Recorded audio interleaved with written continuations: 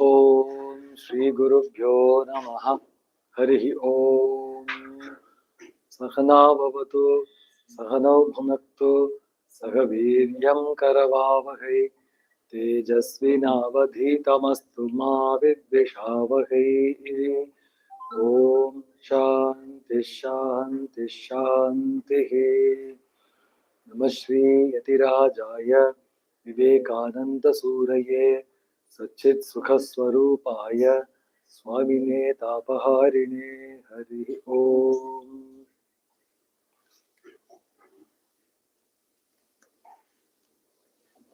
Sit cross-legged, as comfortable as possible.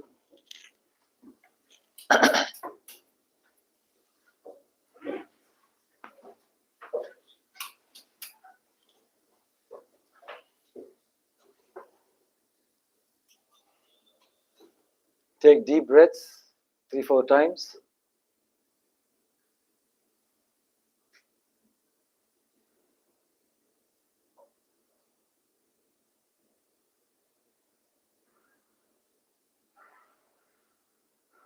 Allow all the muscles and nerves to relax.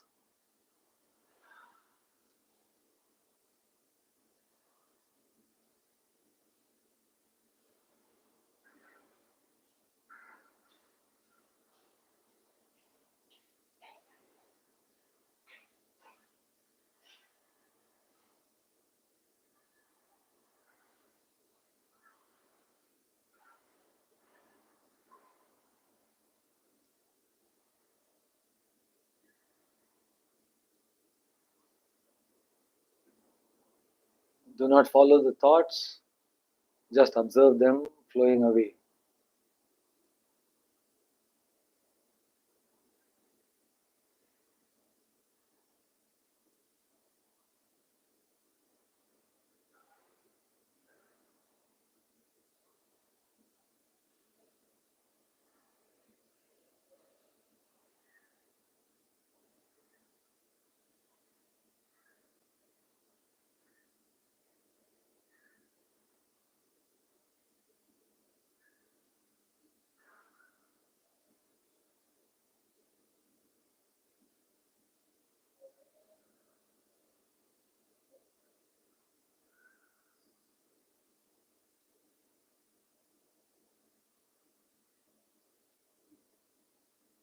Imagine a tranquil lake in front of you.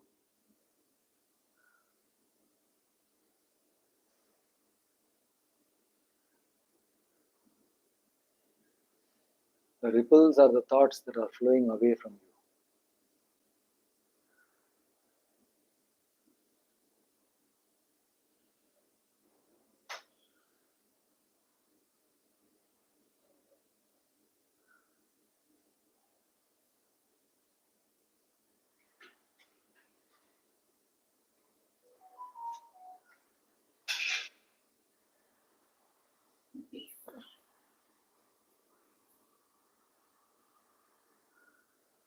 In the middle of the lake is a huge lotus. Upon that is seated your Ishtadevata.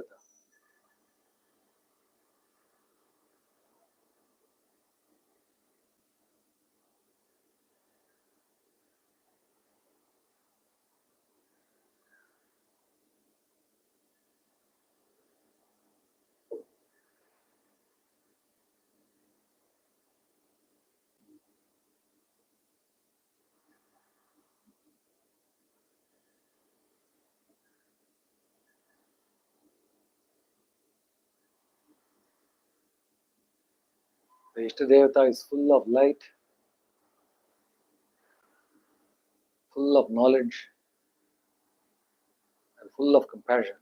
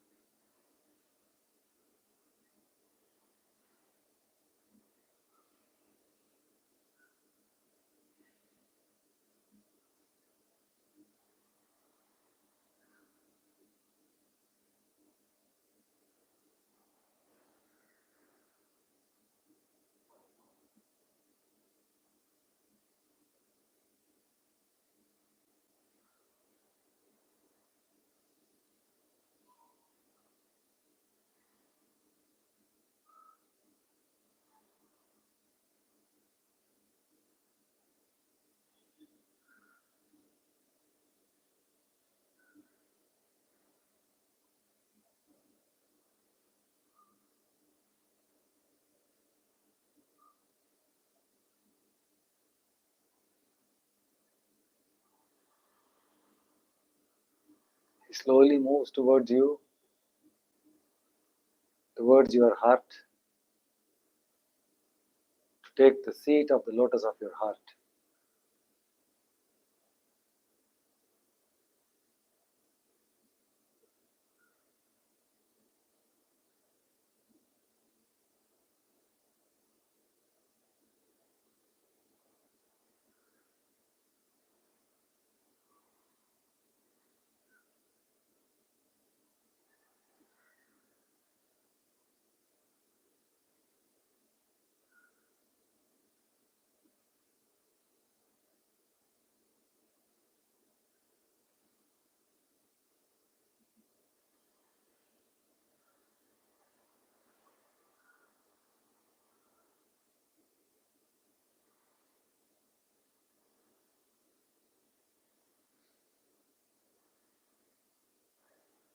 He is extremely joyful, seated in your heart.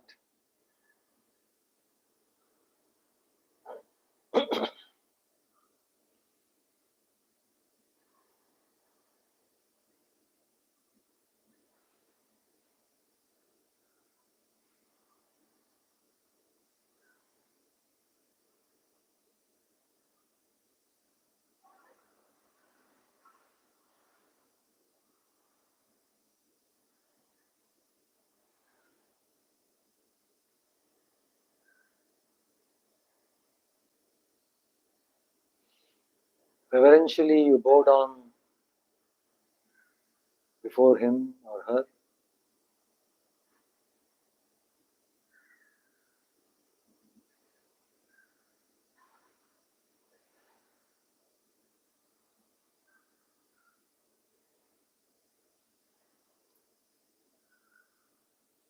Ishtadevata blesses, touching you,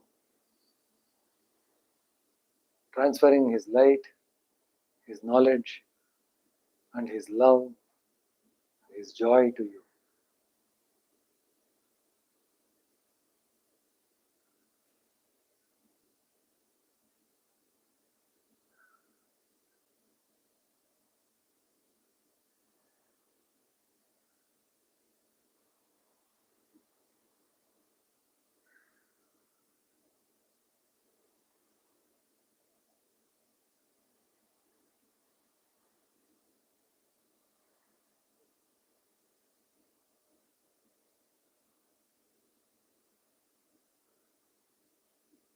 You have no blemish but light.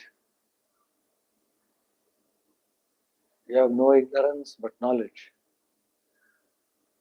You have no sorrow but love.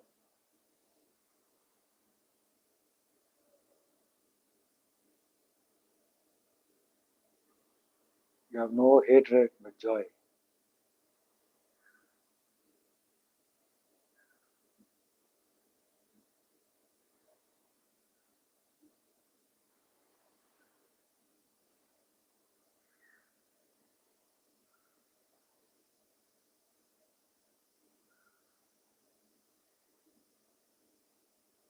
You feel one with your Ishta.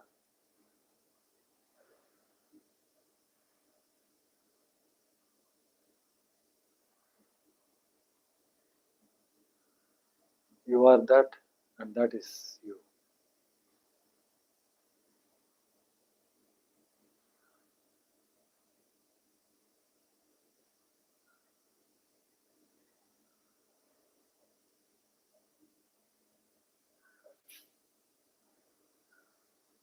Om Shanti Shanti Shanti.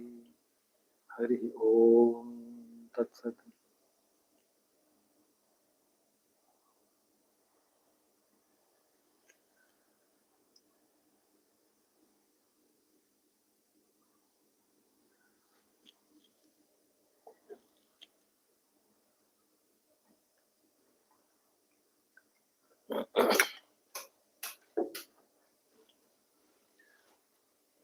वार्ताय प्रतिबोधितां भगवता नारायणेन स्वयं यासेन ग्रथितां पुराणमुनिना मध्ये महाभारतम् अद्वैतामृतवर्षिणीं भगवतीं Ashtadashaadhyayinīm ambatvamanusandadhami Bhagavad-gīte bhavadveshinīm Vasudeva sutam devam Kamsachanuramardanam Devaki Paramanandam Krishnam Vande Jagadgurum.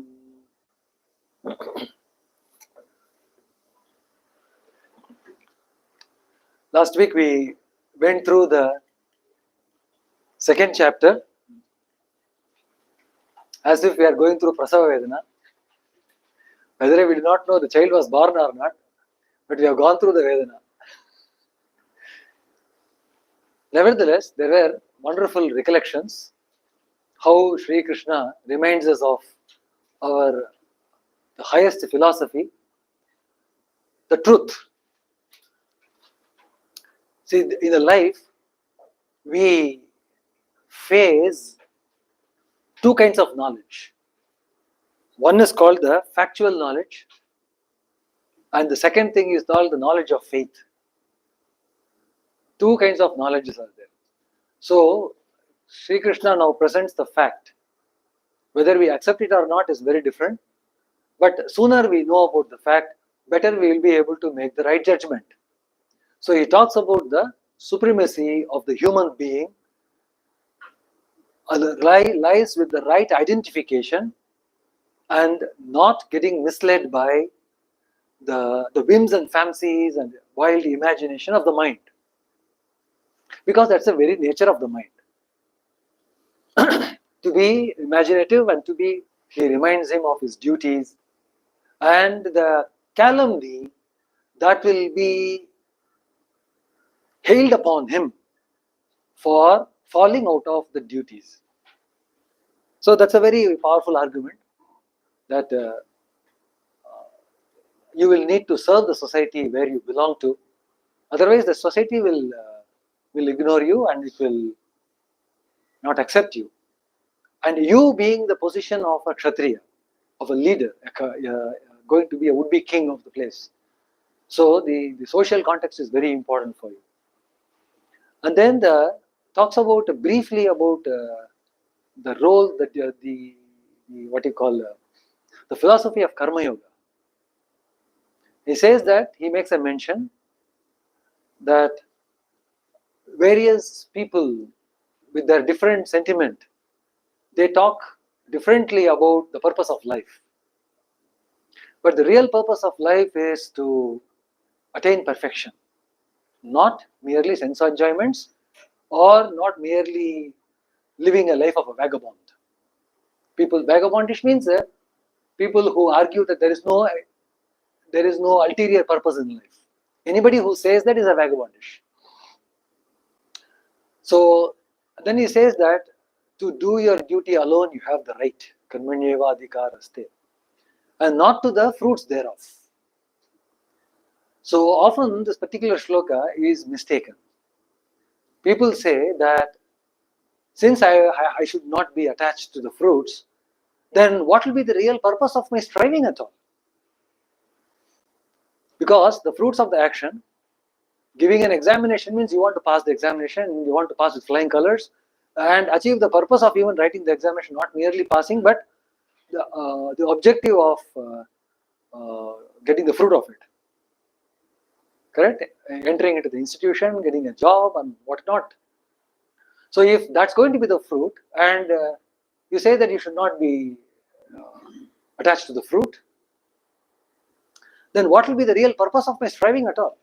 That's a good point, right? So at this juncture, it is better understood with a small story. There is a family of 5, and then the family of 5 has an in-house cook.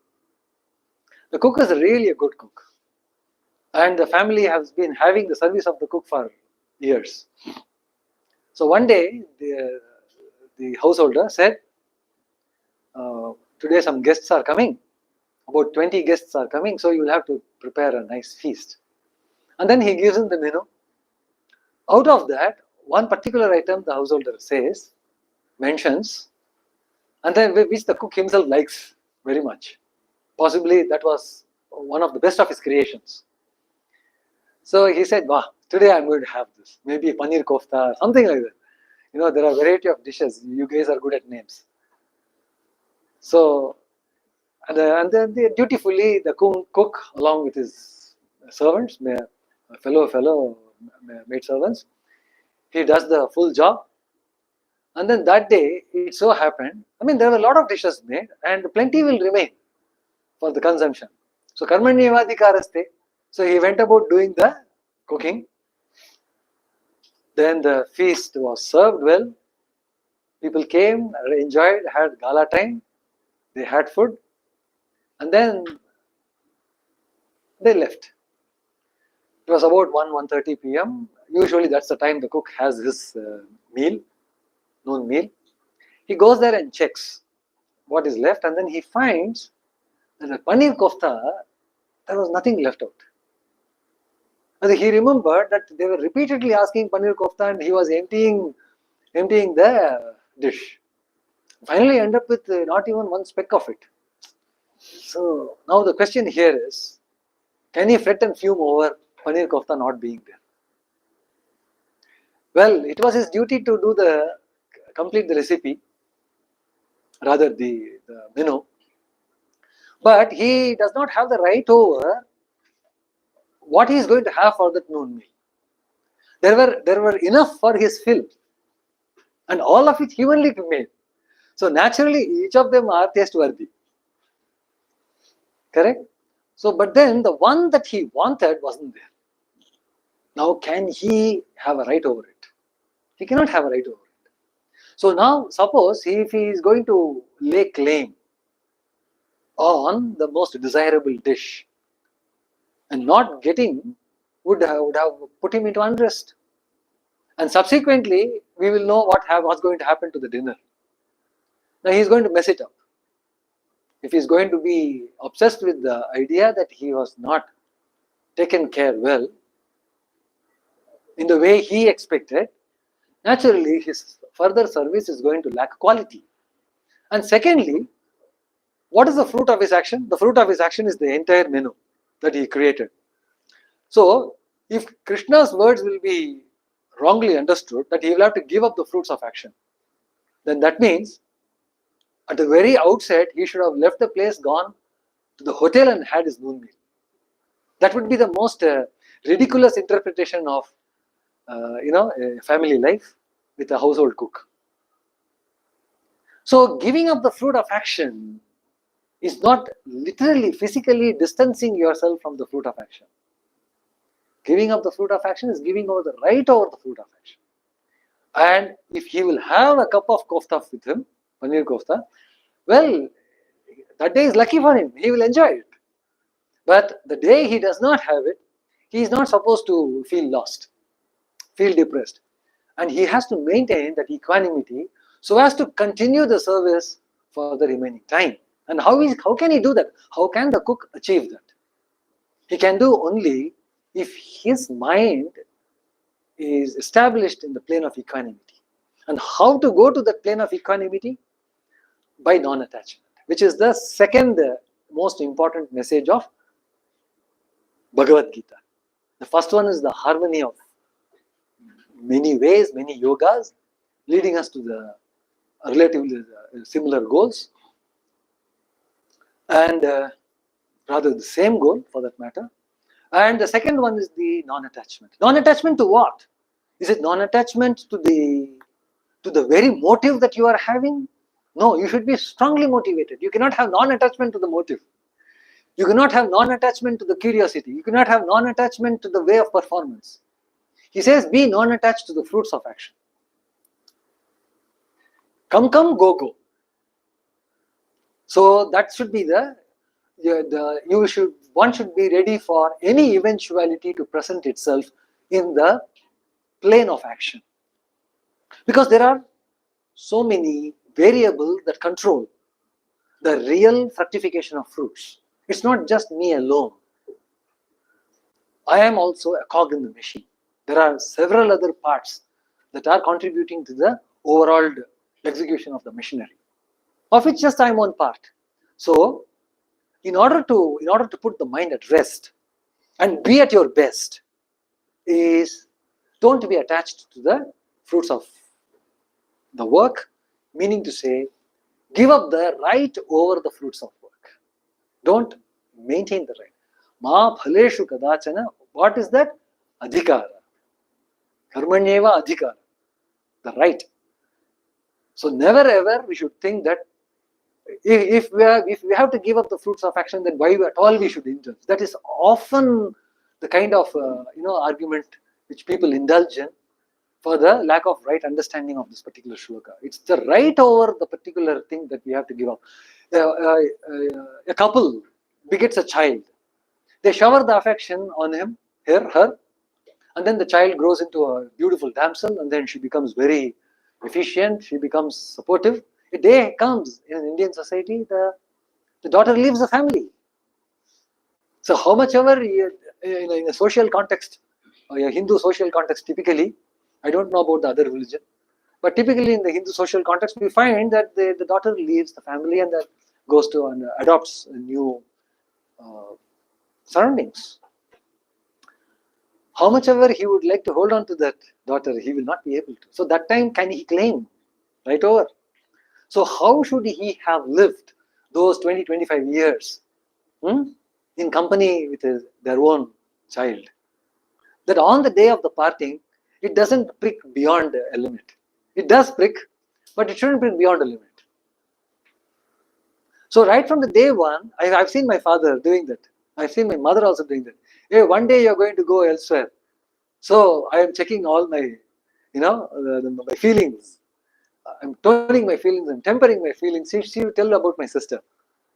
So that was a good learning for me. Even that being in the core of the family circumstances, I could see how a bit of a awakened and enlightened parent, how they handle situations.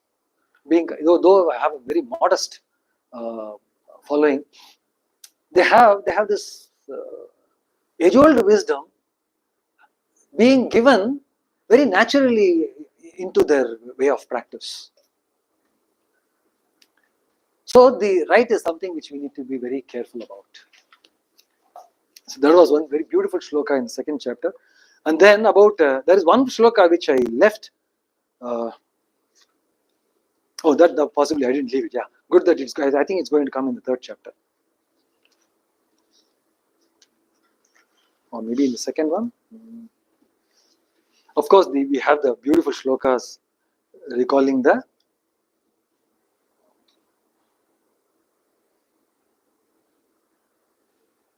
yes.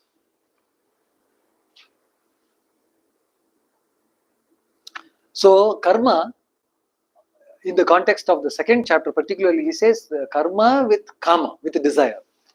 Now that is better than, or rather the applying oneself the faculty of discrimination, buddhi yoga.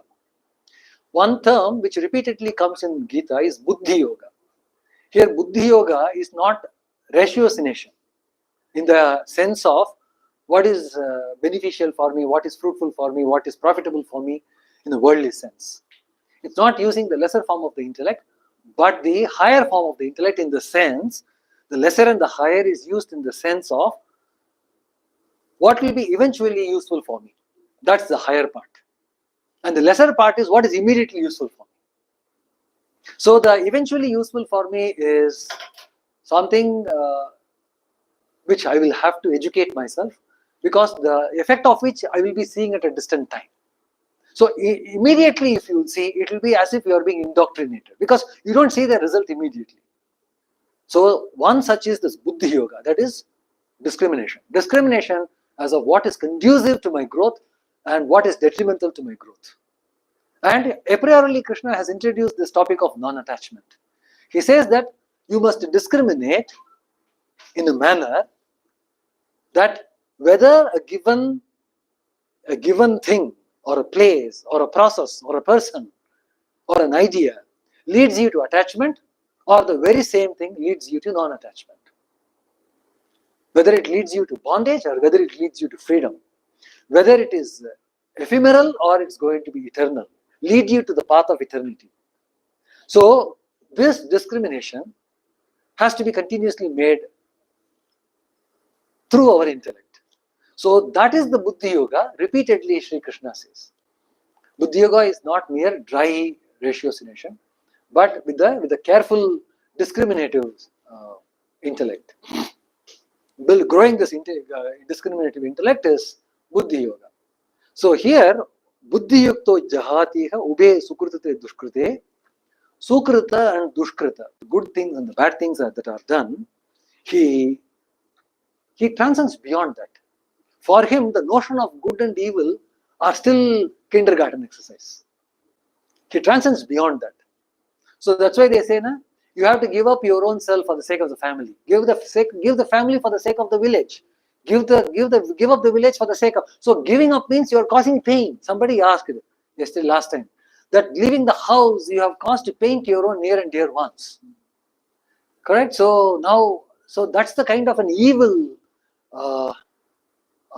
that has apparently been thrown into focus. But there is a larger good that is now hiding in the shadow. So the moment you throw the light in the larger good, you find that the smaller evil is a little sacrifice which one or the other will have to undergo. So Sukrita Dushkrite Jagatika, he gives up. He gives up the notion of those lesser ideas of good and evil. And he instructs Arjuna that Yogaya Yujyasva. Yoga Karma Kaushalam. That's a wonderful statement coming from Krishna. Yoga Karma Kaushalam. It is there in one of the epitaphs. I think UGC, Yoga Karma Kaushalam is one of those taglines. IIT Kharagpur, okay, great. Yoga Karma Kaushalam. And this is a very beautiful idea. Karmasu, that means amidst action. Amidst all our duties, amidst all our engagements, amidst all our initiatives, amidst all our deliberations.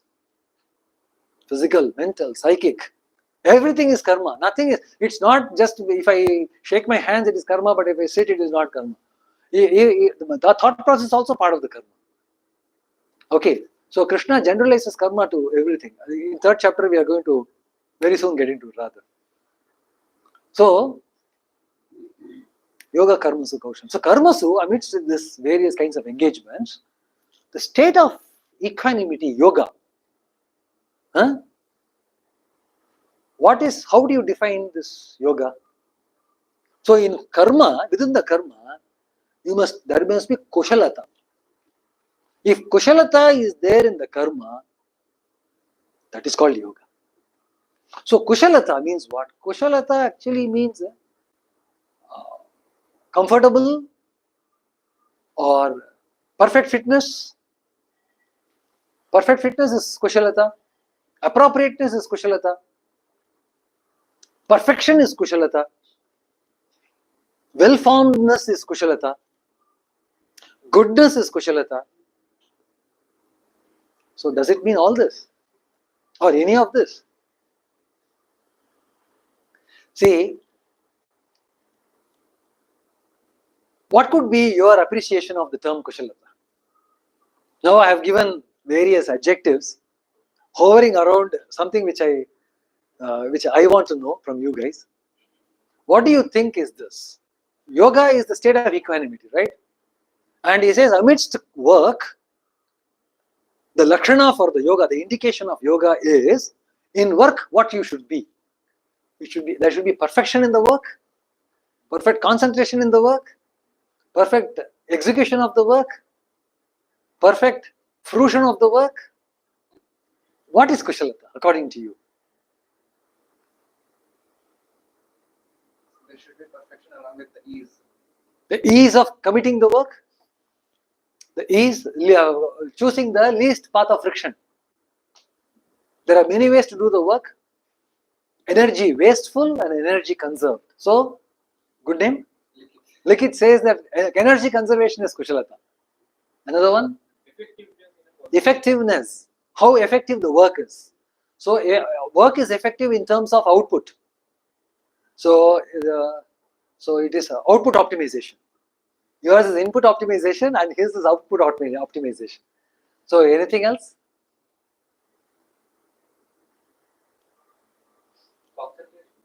concentration. So the means of doing the work.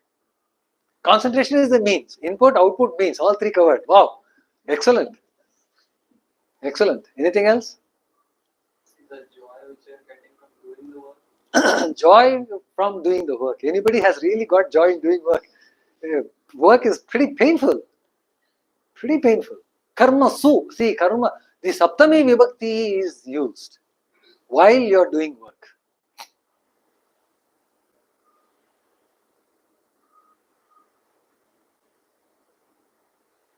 Anything else? Any idea? Any suggestions? Satisfaction in doing the work. So that's again, it's a psychological outcome based, not objective outcome, but subjective outcome. Then, anything else? One more I can take. See, there is nothing like right or wrong. Frankly speaking, it's all about justification. You can justify your stand. It's perfectly taken. So there is no debate in that perspective. The Shankara says in one of his commentary that if the fact is not known, then we speculate. Now the speculation which answers most of the question will be the right speculation.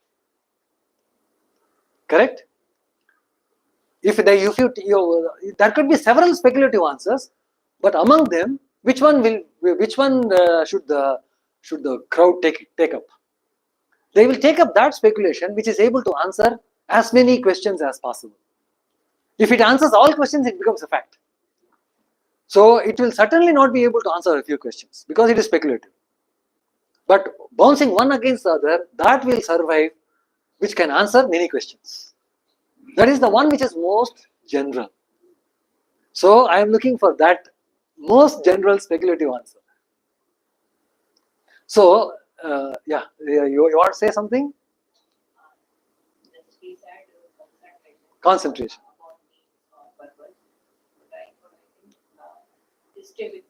To stay with that. Unshakable in the work.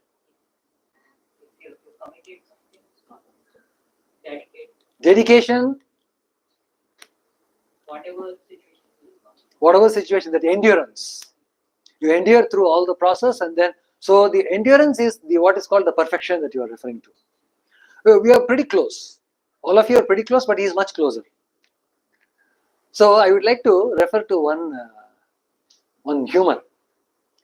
There was a guy who was listening the whole night Ramayana discourse by a Pandit. You know this, right?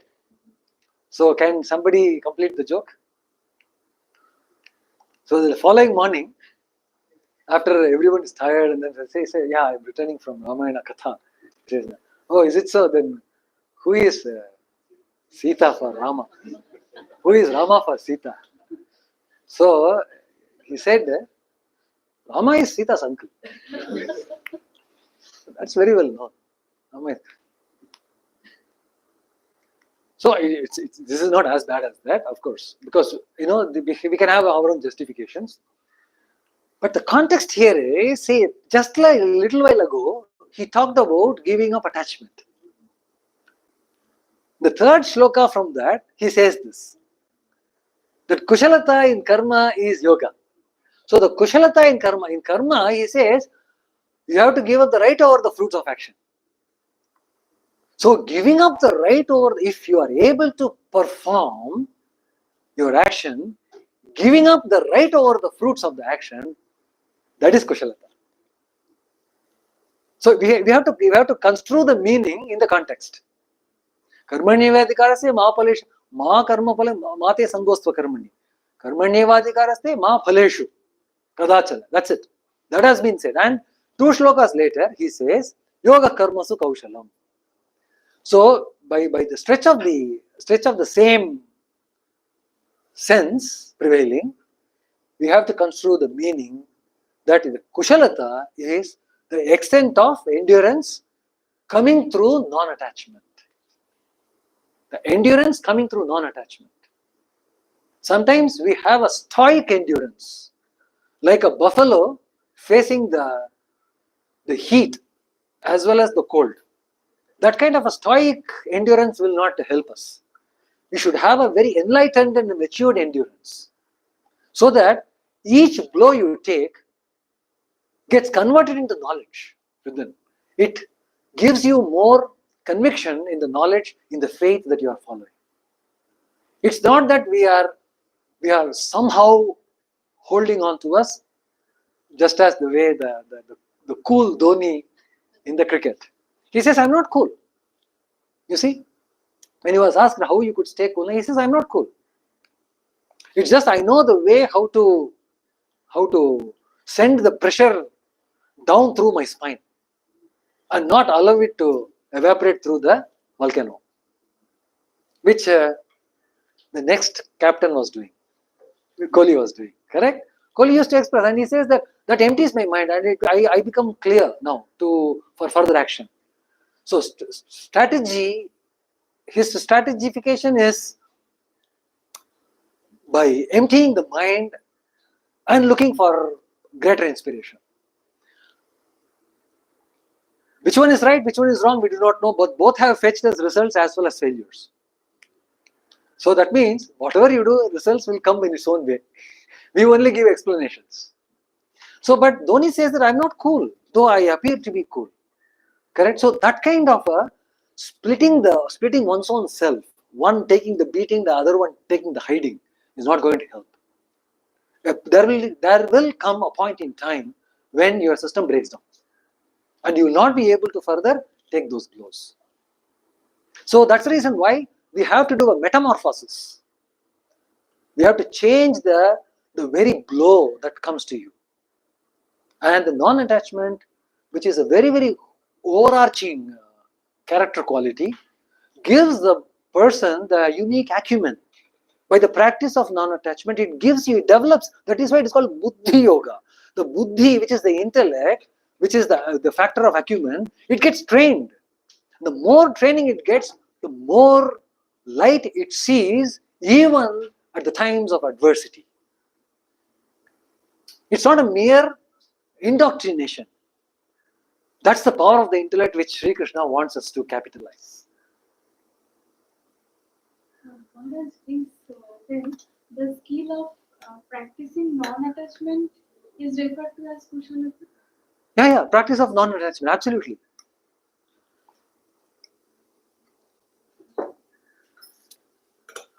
So that's what is actually showing up as endurance.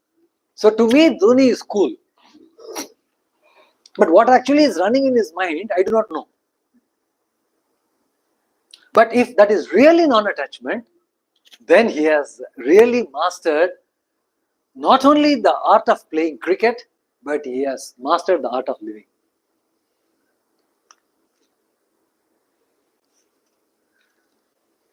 And then Krishna talks about the Sthita Prajna Lakshana, very beautiful, that basically he is not attached to the pairs of opposites. And whenever adversity comes, he is able to withdraw himself and then protect himself from not being moved by the times of adversity. And the mind settled in, and also the way the person's psyche degrades because of constant companionship, constant deliberation, and then constant desiring and constant unfulfillment.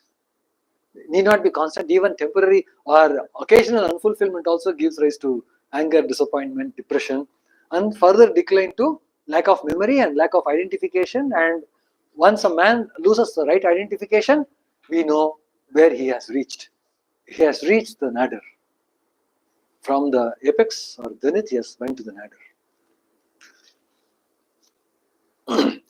So we are now well poised to start the third chapter. Officially, it is called as the Karma Yoga. Krishna did not chapter it, by the way. His 700 verses were, non-stop utterance. And then somebody put a very decent break here and there and then made it a structure, may have brought the structure into the 700 verses. So, Coming to that, the Vyasa who has brought structure, or is it by several rishis that brought this structure? This was factual, not to. Yeah, that's a very good question. It was actually Vyasa who made them into chapters. Because the sargas and all he only made. Parva, sarga, it was Vyasa who made it.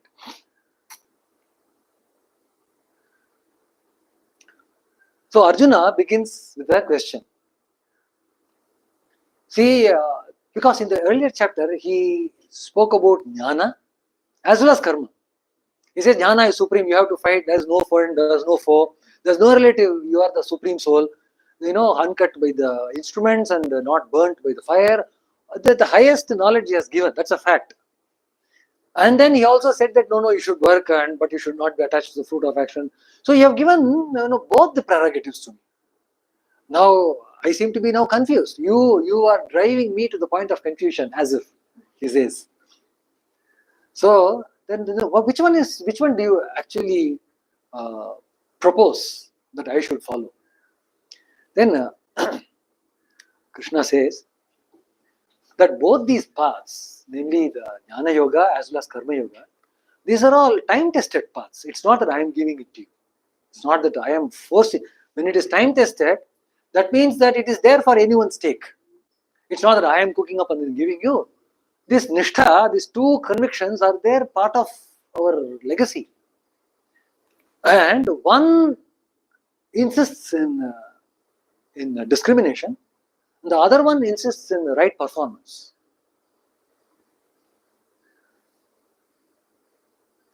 A person whose mind is more drawn towards karma, right?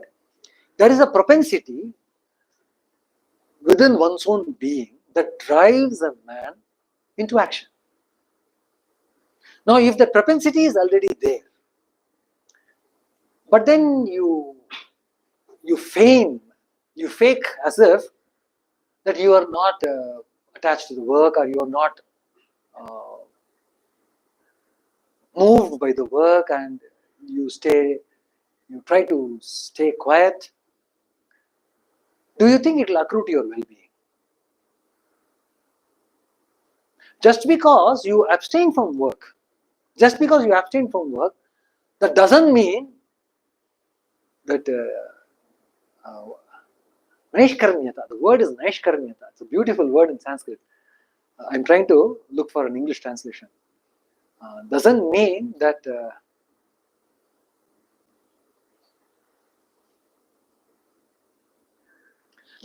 you are worthy of that. Just because I abstain from work doesn't mean that the state of worklessness, I am worthy for that state. That worthiness doesn't come to me just by merely abstaining. See, I tell my students, friends, we are all attending the class in Belur. What happens is that the teacher is the first person who will leave. Typically, right? Typically, the teacher leaves first because the door is very close by. So he will leave. And then the students, one by one, they leave. One by one, they leave. And then, after some time, when I come to the class and see the fans and lights are all burning, nobody has switched on the fan. Let us take the situation. Now, the guys have attended the class, and then they are mentally disposed elsewhere, and then they walk out. Their presence is not there, they are not aware of the class presence. And then you go to the classroom and tell, hey friends, so last time I went, I found all the lights and fans, they were all on. So is it not your duty to put it off? Will you do that in your own house? They will not do it. Because you know, mother and father are there and they will take care. Nicely they will take care. So they will not do that in their house. But then when the place changes, suddenly they have gotten rid of the sense of responsibility of switching off the lights and fans. But now comes a big question of who will take the responsibility to switch off the light. There are 15 in the class and each are living in their own way. The first man, if he suppose switches off, the man who is sitting back to use the light, he will be deprived. So now the question, there is a confusion among themselves as of who will deliver that particular action. Everybody is now in the state of inaction. Nobody wants to do that. It's not that they are really concerned about the guys who are left behind. It's just that they are not concerned about that particular act at all. That is the state of actionless. I'm calling about the state of actionless. But then I would say to the student, saying that so the last guy who leaves, it becomes his responsibility to switch off the light and fan. So now the very fact is anybody could be the last. So the person, when he feels the responsibility at one place, he cannot give up the responsibility in another place. But the time of execution is depending on the context. But he cannot give up the responsibility because at home, he is well-mannered, well-behaved. He keeps his things tidily. But when he comes to the institution, his behavior changes and then he says that I'm not responsible. How can he be not responsible? The propensity he is showing at one place is not being shown in the other place. So that means what? Propensity is there, but he is abstaining from that in another context. This is what typically happens. Arjuna fought the war just before the launch of the big battle. There was a small war fought, correct? After 13 years of Virat Nagari. That was a mini war actually. Duryodhana had come, Bhishma had come, and there was a war, and then he made them all unconscious. Didn't kill them. He made them unconscious, and they made them flee away. So he did all that. He fought that. But then the moment the context changed to Kurukshetra, he is now withdrawing. Saying that no, I will not perform this action. This is not correct. It's not proper. So abstaining from action does not mean that you are fit for renunciation. Actually, if you are abstaining from work is renunciation. Tyagam, we say. When you give up everything. So the giving up does not come to everyone. Because in another footing, you have found yourself, you have felt yourself responsible. Therefore, you cannot give up the responsibility here. That's a very important advice. That there must be, somebody said consistency. You said, right? In work, there must be consistency. No, he said endurance, you said consistency. So there must be consistency in one's own behavior. At one point, he says and behaves in one way. At another point, he conveniently changes his stand. So that's not proper. He says, Nakarmana, Manarambam, Neshkarmyam, Purusham. Just by abstaining, don't think that you are worthy of that particular state of life. Because he says, not even a single moment. In the particular context of Arjuna, he says, even a single moment you cannot stay without any thought of labor. Then is this also labor? It is not. Because the thought should be an objective and outward driven thought. Not just you, but you in relation with something else. You in relation with something, some person, some place, some experience. So when the duality comes, that thought is a work. Wherever duality is come, then the particular, even though it is a mental engagement, that will get the overall classification of coming under karma. The reason, it's very simple. See, the moment I sit here and then think of Rasagulla, imagine the consequences. If my thought is very intense, my mouth will start watering. Correct? It has, the body chemistry changes. Some hormonal secretions happen. How is it able to, see, every action has got equally opposite reaction, right? So if this is able to salivate the tongue, which is in physical language, in biological language, it is action. Because there is some energy involved. And how did it come? Thought process. Rasagulla made that. Your pickles made that. Your jangri made that. So if the thought is capable of bringing out bodily changes as a reaction.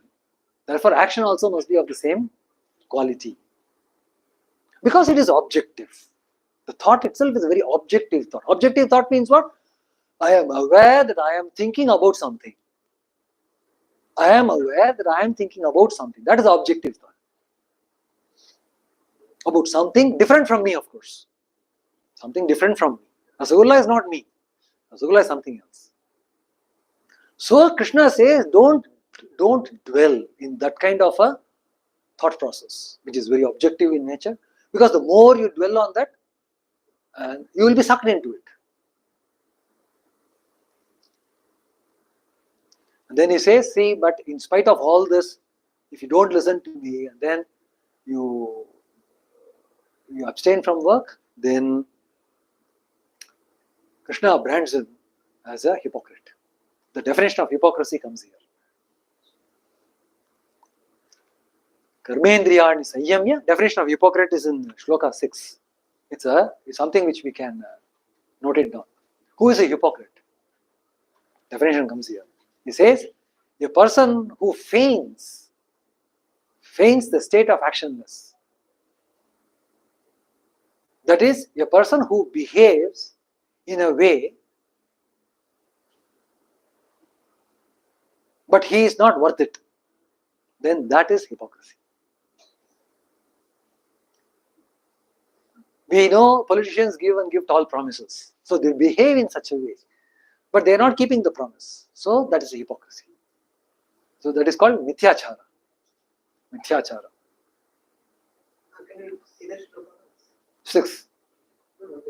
Karmendriyani sanyamya yaste manasa smaran indriyartham. And he is vimudhatma. He is deluded. His mind is clouded with so much of passion and attachment and all kind of negative tendencies. But then outwardly, he seems to be very, calm and quiet, and he puts a face of saintlyhood.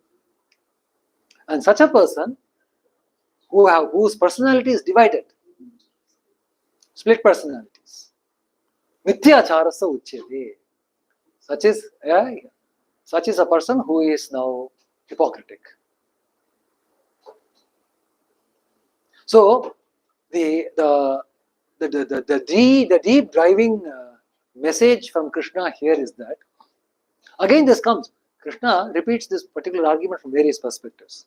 In 18th chapter again it comes, 17th chapter, that what you think, sadbhavana, then that should translate into satyam. That bhavana is a thought process, feeling or thought process. Now that should translate through speech as word of truth. What is truth? What you have thought, you have to say. What you have thought, you have to say. And then what you have said, you have to abide by that. So the thought, word, and the deed will have to be the same line. Will have to have the same objective. 17th chapter, Sri Krishna brings out a wonderful recollection of this. And then here he simply says, he doesn't bring all these three. He says that, see, you have one kind of a calling within your heart. There's a calling within your heart. I mean, there's something which is bubbling within you, which has made you come to the battlefield. You have to fight, and everything is now up and ready. But then you're suddenly splitting yourself, and then you're going and hiding within. So this particular mental state will not accrue to your well-being. The reason is, this propensity is there already in you. It will not die out. It will not die out. Why? Why is this? The urgency, the urge within you, which I may call propensity, will not die within you.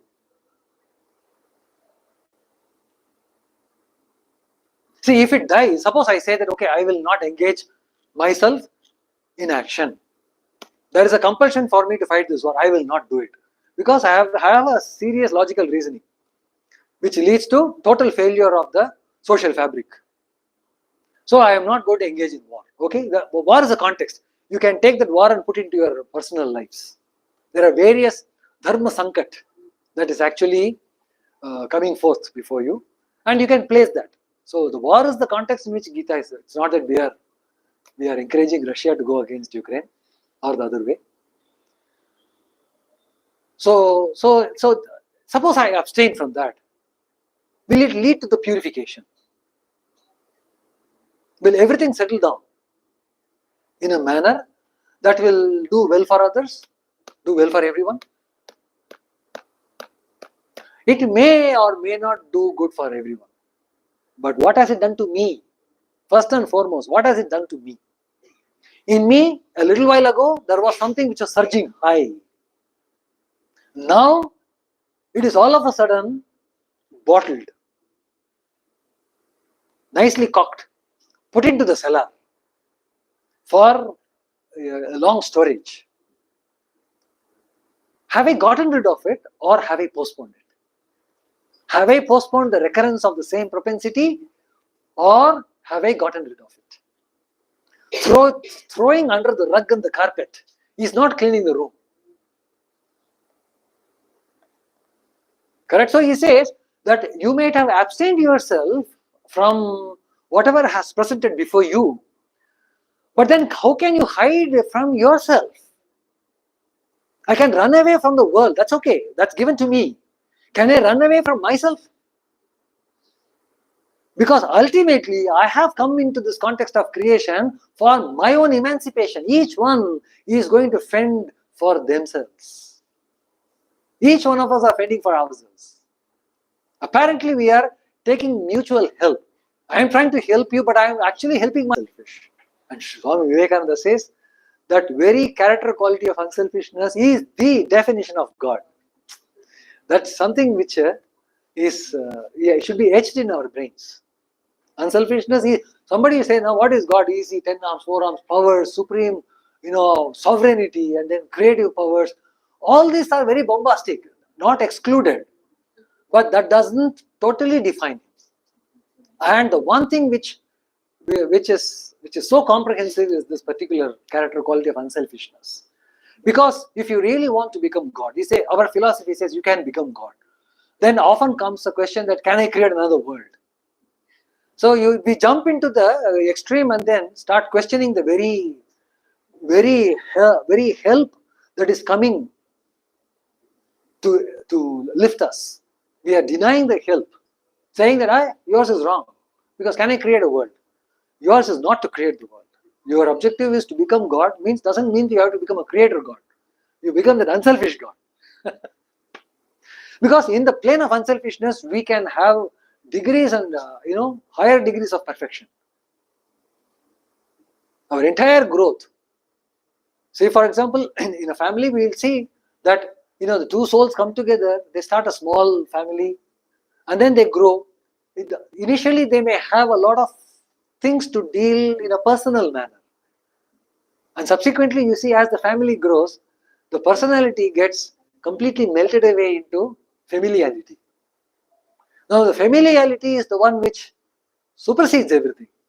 And now, automatically, the father is forgiving, the father is sacrificing, the mother is running an extra mile. All of a sudden, prior to that, they each were demanding their own quantum of pleasure, living for a quantum of pleasure. But all of a sudden, they give up all that, and then they have a familial entity now. So how is it? So everyone is growing in the plane of unselfishness. So he says that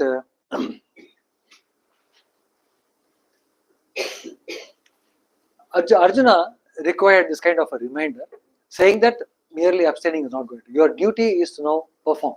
Because you have already started it. If you had not started, it's a different issue altogether. There's a beautiful story which Swami Vivekananda says in one of the lectures. Possibly it's titled The Secret of Work, or maybe Work and Its Secret. Secret of Work. Secret of Work. So there he concludes that particular chapter with a story. The king wanted to know how his praja, subjects are faring. Okay, so the king went, and then there was the messenger, king's messenger also was there. Messenger didn't know that the king is there. So he was beating the drums, that the princess will be given away in Swayamvara. So the those who think they can, they are worthy, they can appear and contest in the Swayamvara. So many princes came, many kings came, and then many, even the gentry, the local gentry also came.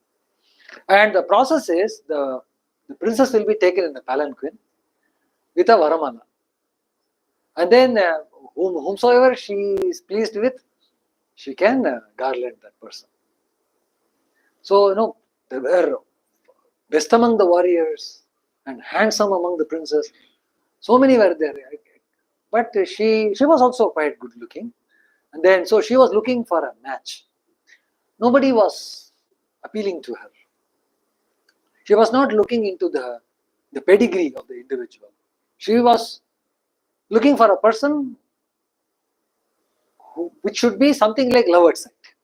That I should not think about a person and being with them and doing, but at the very sight of it, I must think that I belong to him. So she was looking for that kind of an experience, and then the palanquin was taken stage after stage after stage, and all of them rejected. The unsuited ones were all, they all left depressed. And then, but as this palanquin was taking this trip, there happened to be one sannyasi in the crowd. He was just moving by and then carried along the crowd, and he was just moving along. And then no sooner the princess saw the sannyasi, instantly she because he was a man with a lot of tapasya, purity, and then his face was really glowing, eyes were all sparkling, and then he was a man of knowledge. And then there was a lot of youthfulness also in him. But he was a man of knowledge, man of supreme knowledge. And then he was moving, nothing particularly with regard to that incident, but no sooner she saw him, she got enamored and then said, "Yeah, here is my man," and then threw the varmala around his neck. And then suddenly he found one varmala, he found, what is this? Why people do this? He didn't understand. And then the king comes, the minister comes, the senapati comes, everyone comes, the retinue follows and then falls at his feet. Of course, king did not fall. And then the lady comes and falls at his feet and then said, "Now you are my husband." Are ye kahan se aayi ye chokri? Achanak se. Then he takes that mala and then tears it apart. He puts it into shred and hopeless. Karke, none of this nonsense. And then he hurried away. No. You are my man, you are my man. Karke, this lady follows. This lady follows, that man goes, this lady follows, that man goes, and then finally he enters into the forest. Because non-violence, he cannot slap that lady and say, "Get lost." So he wanted to avoid her by, they say, fight or flight. So he cannot fight. So flight was the only method. Went into the forest, but he lives in the forest. He knows all the trap holes. So once he went into the forest, he was untraceable. So this lady completely forlorn. Then the people also were following her. And then they said, "Okay, let us stay tonight." But prior to that, the sannyasi said, "See, I am a sannyasi. How can you rope a man, renunciate into the ways of the family code?" See, but in the sense that he was not feigning it. The sense that I'm a sannyasi and I cannot be roped into family life. So he tries to drive some sense into this lady. Nothing worked and then he flew. But then whatever he said, she remembered. She was mulling over the same idea. How is it that a man cannot be overcome by attraction of a woman? Then she was wondering, the more I think about this man not being attached to me, I am getting more attached to this man. Somehow, next day when the dawn comes, I will have to find him out. And then, so that night, that evening, they stayed near a tree. Upon the tree, there was a nest, bird's nest. The male bird, the female bird, and one child or two children, something. And then these people were there and they were hungry, there nothing were to be eaten. So they had lit the fire for warmth, but they were hungry. Then the male bird started talking, saying that, "Hey, some guests have come to our dwelling, but they seem to be hungry. What is it that we need to feed them? We don't have anything to feed. So few grains will not suffice. So what he did was, the householder said, see, I am there. My body is big enough. So they can take. So he fell into the fire and got cooked. And then they found the bird cooked and then they ate. And then the lady bird also offered herself. And then the child bird also, when the mothers are like this, then, me too, in the same, like father, like son. So he also, so the entire bird family sacrificed their lives for serving the guests who have come uninvited, though uninvited. That actually brought out the sense out of this lady, saying that, see, the people who engage in the family life are meant to be unselfish. See, I want to get into the family fold, and I am being so selfish and so possessive of that which I have set my eye on, but I am not able to withdraw myself. And then she says that, so then she goes back. So the story here says that a person, from the perspective of the sannyasi, he was truly a sannyasi because he has given up in the very letter and spirit of it. But the lady who is there, a part of the family, she is trying to bring him back to the family. She cannot be, and this lady cannot bring the sannyasi cannot bring the lady into sannyasa.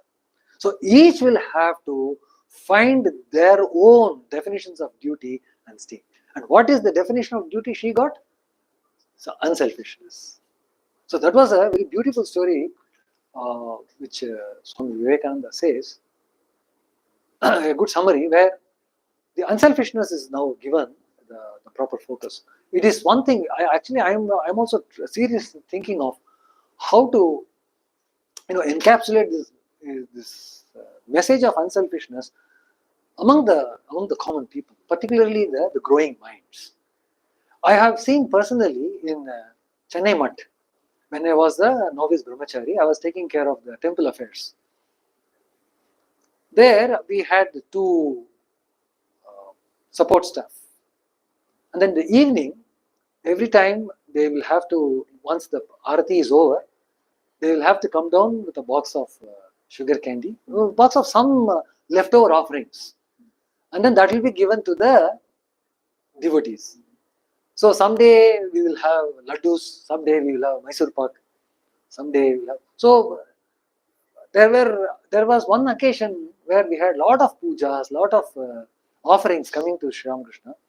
So that time we could partake this prasada with the devotees. And after few consecutive such days, when we gave some rich prasada, so to say, suddenly we had to go back to the days of giving that sugar candy, default sugar candy. So this boy says, Maharaj, don't we have anything else to give?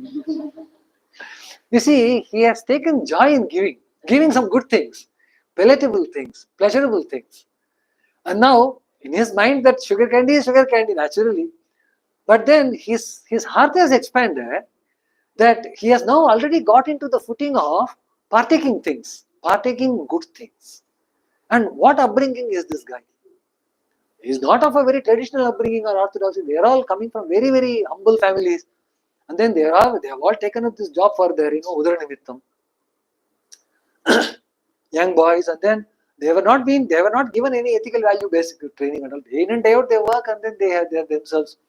And then once they get a good job, they shift and then go away.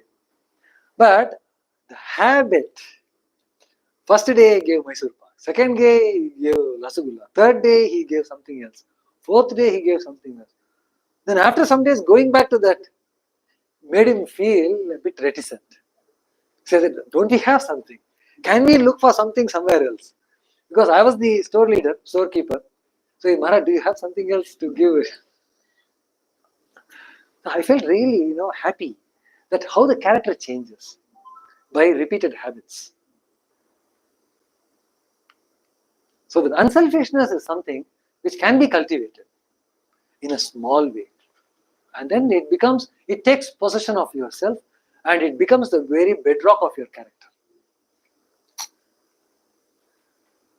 And he says Sri Krishna brings it in another beautiful idea in Karma Yoga. He says, see, when we talk of work, we typically talk of work in isolation, right? It's my work, my domain, my dealings, my outcomes.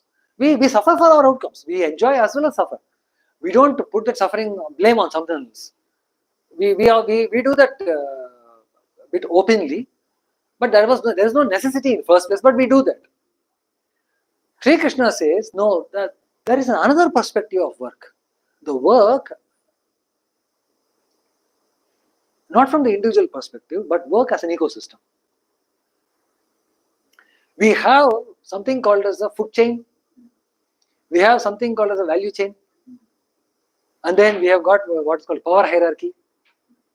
So all these chains are actually incorrect.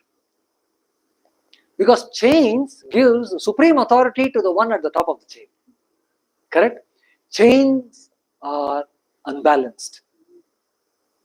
Chains can never be balanced. Only cycle is balanceable. An ecosystem is balanced only if there is a cycle. So, Sri Krishna brings out one cycle, cyclic theory. He says the cycle of sacrifice. The whole world, creation, is now as if mounted, has been actuated along a huge cycle. Something is born, grown, matures, old ages, dies, again born, grown, die, old age. So like this. So there is a cycle at every strata of our existence. He calls it a Yajna Chakra. Yajna Chakra, cycle of sacrifice. So here, sacrifice does not mean ending up one's own self. Sometimes people, like a person, a warrior sacrifices his. We say, sometimes common uses of the words gives a very biased understanding. And subsequent use of the word in a different context will never give us the right understanding, unfortunately. So sacrifice is one such word which has been, overemphasized. Like a warrior's sacrifice is often comes predominantly in the mind when you say you have to sacrifice. That means totally denying oneself. See, if you want to paint a picture, you need a canvas. If you want to serve the society, you need a body, mind, and intellect. Not only that, you need some powers. You need some resources. So sacrifice does not mean killing the parent plant. The parent system needs to be sustained. So sacrifice should be understood in the sense of unselfishness. Sacrifice does not mean putting an end to a particular phenomenon. I have sacrificed. That doesn't mean you have put an end to the phenomenon. It is just that you have exhibited a greater degree of unselfishness.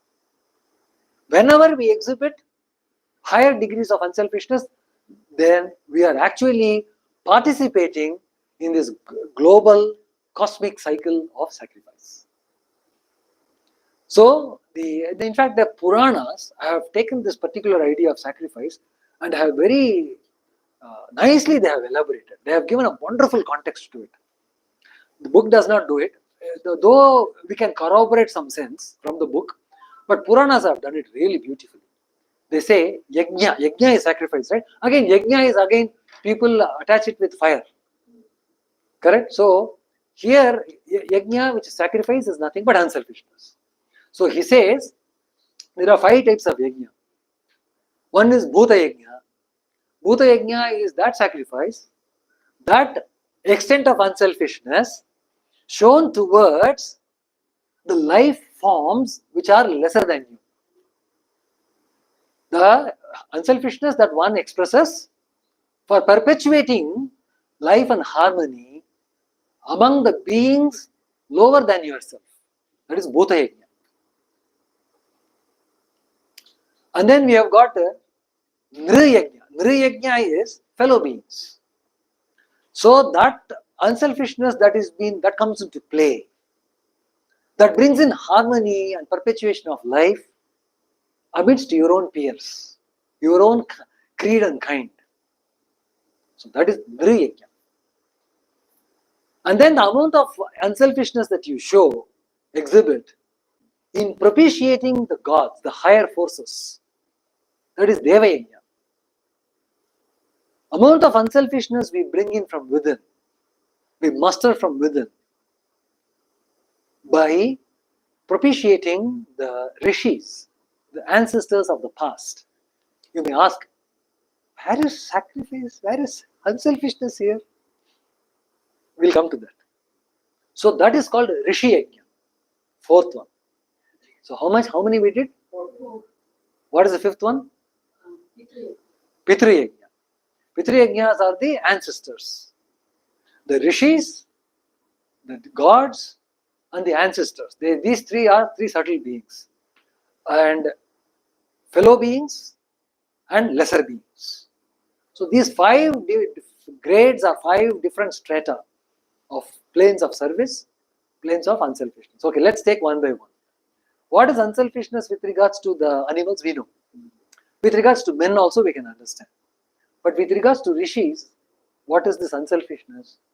So the text says, you see, the rishis have given us an encyclopedic knowledge about our shastras, about our true self, about the ethics, values and morals. Science, even science we have got from rishis. So the huge body of knowledge that we have inherited from them,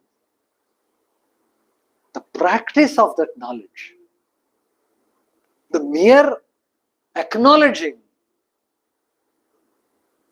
those exalted intellects and mind for the contribution, for the betterment of you and your own fraternity. And how did the inheritance come? Through the body of knowledge. Correct? Through books. We call books these days.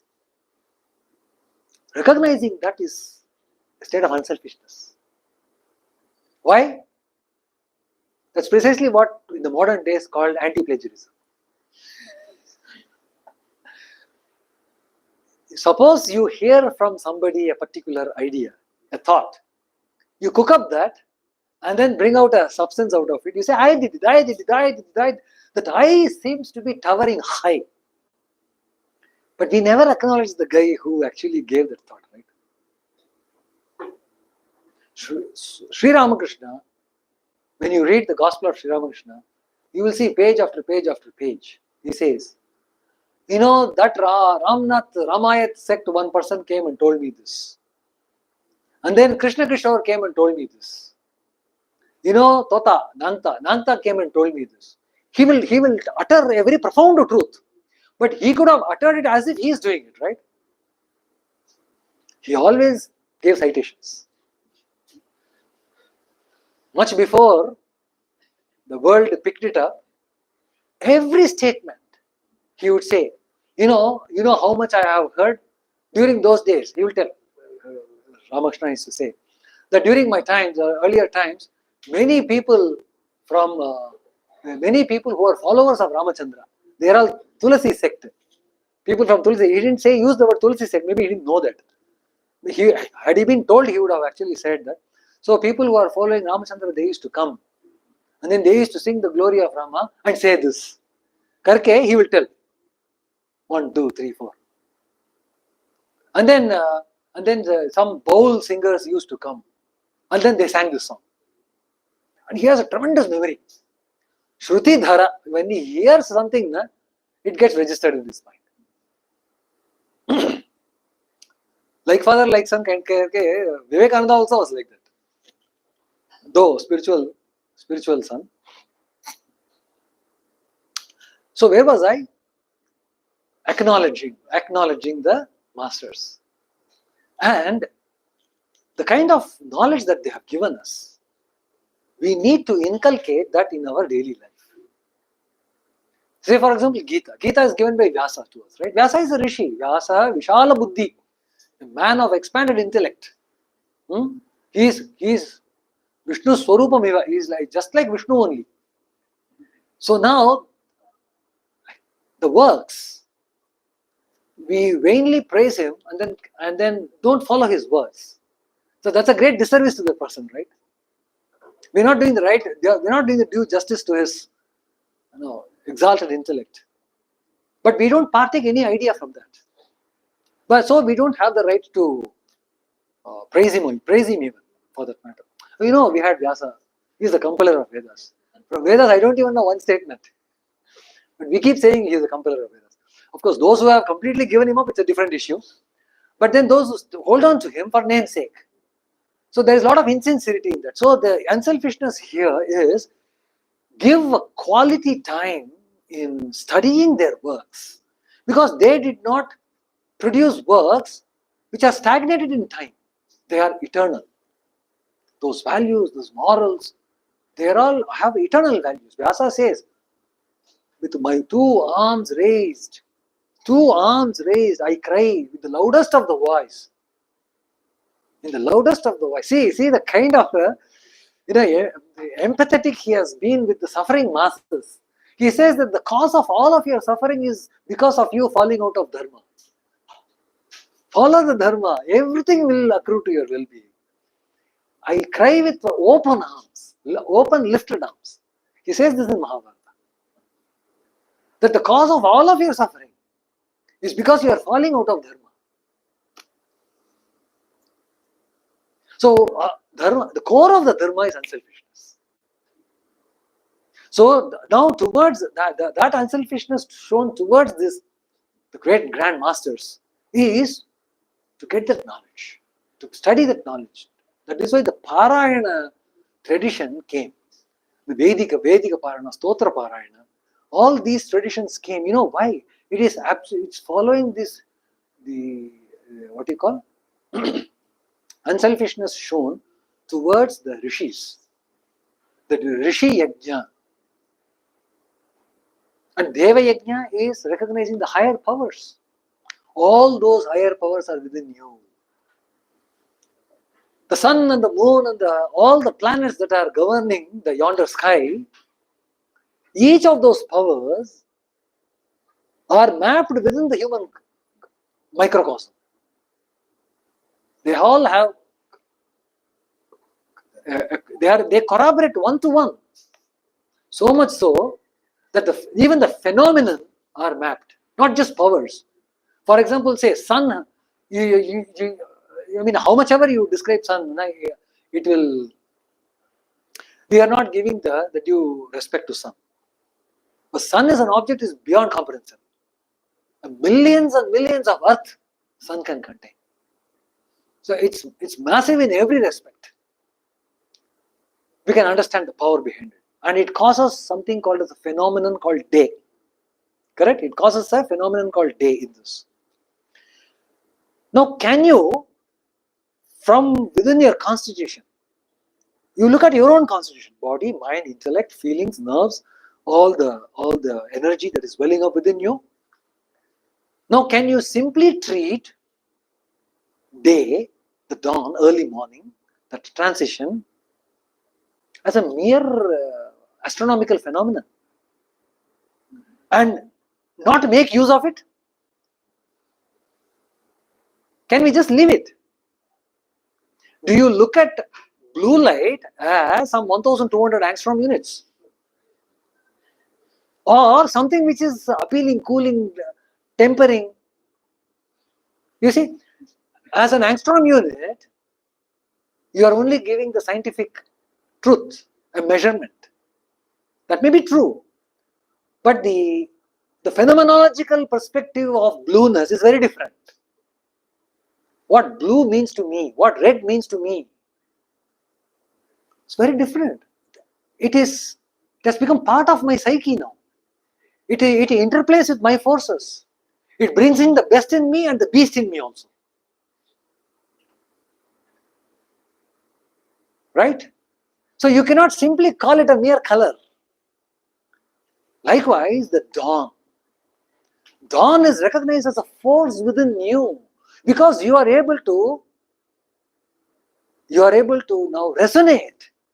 Your system rejuvenates during that time. So there is a sufficient amount of physical phenomenon corroborates with the astronomical phenomenon. So each one of them has got a one-to-one notion within our own body that is given a unique deity. So how do you individualize these phenomena and forces? You give a name. The moment you have named it, you have given a form. Name and form are inseparable. Correct? So name and form are inseparable. The moment a name and form comes, it becomes a deity. Deity does not mean eyes, mouth, nose.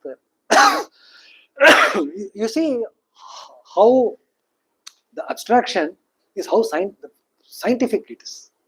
The moment you have given a name, it comes a form. The moment name form comes, it gets an abstraction of a force. And anything that is force gets the status of being a deity. And if it is a deity, now the deity can be objectively approached. So you have a train of, so now this yajna, one has to engage. It's part of our so-called cycle of ecosystem that we are already into this. So, and Krishna says that the creation itself has been made out of this plan of yajna by the very Brahma himself. There he brings in a bit of mythology. It's up to us to take it or not, because ancient texts will carry some, instances of mythology. We cannot avoid it. But yet the language is quite modern. It's very modern. Sangat sanjayate, kamat krodho vijayate, krodhat bhavati sammoha. This kind of a psychological degradation, it's absolutely modern. Nobody can refute this. And you can actually do a personal psychological counseling based on this. And you can salvage him from the state of thraldom. Give him a positive clinical, prescription, a clinical prescription. A positive clinical prescription or a counseling you can give based on this psychological transformation. So the language is ancient and yet modern. That's the beauty of Gita. And he says, you see, the higher powers within the gods, the scriptures mention gods everywhere. Okay? And Advaitic philosophy says that the microcosm and the macrocosm, they are one-to-one correspondence is there. Absolutely. So whenever gods are referred to in an objective manner, you can internalize those gods. So now, the powers that are already within, first and foremost, the power of speech. How many of us really honor this?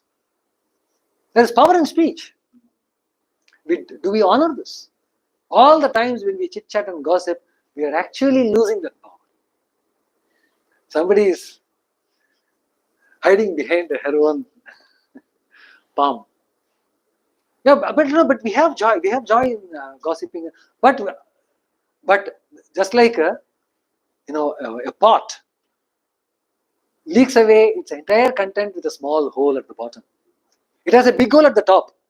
That's not a problem. But the small hole at the bottom seems to be draining off all its revenues. So that's the reason why Yoga Shastra, when it recommends the qualification of a person who is in the path of aiming for perfection, that yoga is perfection there in that context.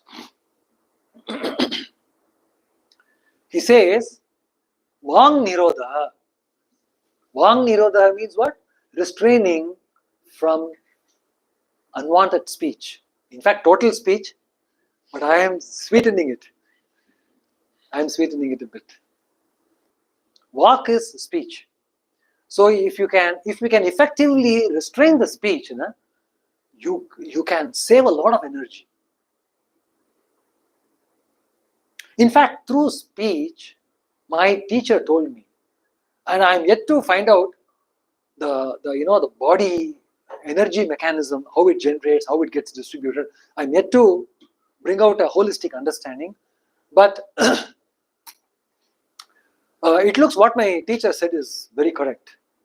The purest form of energy, after we have rested, after we have fed us well, after we have, been in a tranquil state, the energy that the purest form of energy is invested through speech. Prana. Prana is the purest form of energy. And we are using our breath, our air. Air is the vehicle for prana. So this purest form of energy that we have mustered within is invested through this chatterbox. So now, who has to do the due diligence? The individual. Say, when is it that I should use this apparatus and when I should not use this apparatus? That wisdom I must possess. Correct? So now this energy, this prana, is daivi, is divine. The reason is, it is this energy which when it is conserved, the mental energy is again prana, transformed into thoughts. Physical energy is again prana, converted into your other forms. So ultimately, prana is the source. So when you conserve all this external manifestation of energies, what are you conserving now? We are conserving its indivisible and unmanifested energy form, which is prana. So the moment I conserve prana, you become indomitable spirit. You become really indefatigable spirit. You will be tireless. You will be invincible. Vivekananda says that your medha improves. Medha Shakti. Medha Shakti, he says, at one place he says that it is the real substance that is accumulated in your brain. He uses the word brain. It's something which is accumulated in your brain, and person to person, where is the difference? It is this accumulation of medha. And medha can be enhanced by restraining the unwanted expenditure of energies. There are a variety of unwanted expenditure. If only this can be saved, they all become, fixed deposits. Fixed deposits giving you 15% interest. And this interest rate increases. As days go by, interest rate increases. 15 becomes 50%, 100%, and your energy gets doubled, tripled. That's the reason why, sannyasis of the Esther times, they move away from the madness of the market. From the marketplace, they just vanish. The reason is, they only see that the energy is getting wasted. And in seclusion and in isolation, they're able to conserve all these energies. But in these people, they were really worthy of that because their mind was controlled. See, you save every form of energy. Okay. And then you puncture your brain and allow the thought to run helter-skelter. So that kind of a life, that is hypocrisy. That's why he says, Karmendriyani sanyamya aste manasa vichintya. You keep on thinking about it, but you are away from all this. You are as well there. Actually, the entire worldly context is only an excuse for us. The real man is only within the frame. We only explain our interactions. But the real transformation is happening only within us. So just by withdrawing ourselves from the social fabric doesn't mean that we have conserved all the energies. Because, of course, you won't have rasagula to eat. You won't have a companion to talk. And you won't have people to play with. You won't have a family to worry about. That's also there. But then, you have the mind which is running riot. How are you going to face this brute? Because it is the very nature of the mind to be as imaginative as possible. But he does not have sufficient amount of worldly experience, worldly sufferings. He hasn't received blows because he has escaped from all the worldly circumstances as if to escape. But then it follows him. So what is the propensity? So by just shying away, I don't get rid of it. The reason is the urge that is coming, that is showing up, is not showing from the blues. It's not coming from outside. It is actually being triggered from within. So the karma has got what is called as a sedimental component. When you say something, when you do something, when you look at something, when you experience something, when you hurt somebody, when you help somebody, in all these objective relationship, there is a feedback. There's a feedback happening, and mind registers this feedback. And when it registers the feedback, it becomes more intense. If you do this, if you do all this with non-attachment, then it does not get registered. This is the science behind the practice of non-attachment. Science behind the preaching for non-attachment, rather. The mere purpose of non-attachment is what? It reduces the propensity of all these thoughts to get further re-registered in your own brain. We are actually clinging on to these thoughts. We don't want to give up these thoughts. I am affectionate to my brother. Yeah, I want to, in my mind, I'm already holding my brother. The brother might have left. 20 years back, he might have passed away. But my mind is not coming to terms. It's not leaving him. You get my point? So the mind which is, now why is it that mind is holding on to it? Simple. You give Rasagulla, it is not appeased. Change the sweet and give him jangri, still it is not appeased. Give him the new iPhone, it is not appeased. You have given every lucrative things, it's not getting appeased. It is not giving up, coming to terms with the accident of getting separated from his brother. Is it a healthy affection or a morbid affection? Morbid means unhealthy. It's morbid affection. Swami Vivekananda says, it is a morbid affection, not just that, insinuating in the form of love. Insinuating as love. Insinuating means what? Impersonating. Morbid affection, insinuating as love. So already the beast is there within. He has already occupied 75% of my mind. Not allowing to get freed from this clutch.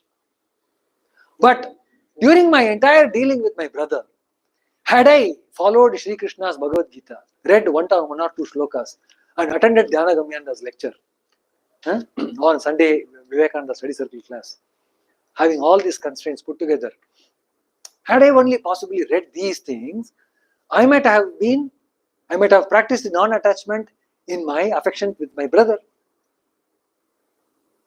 In every relationship, we must have this non-attachment. Non-attachment does not mean push away.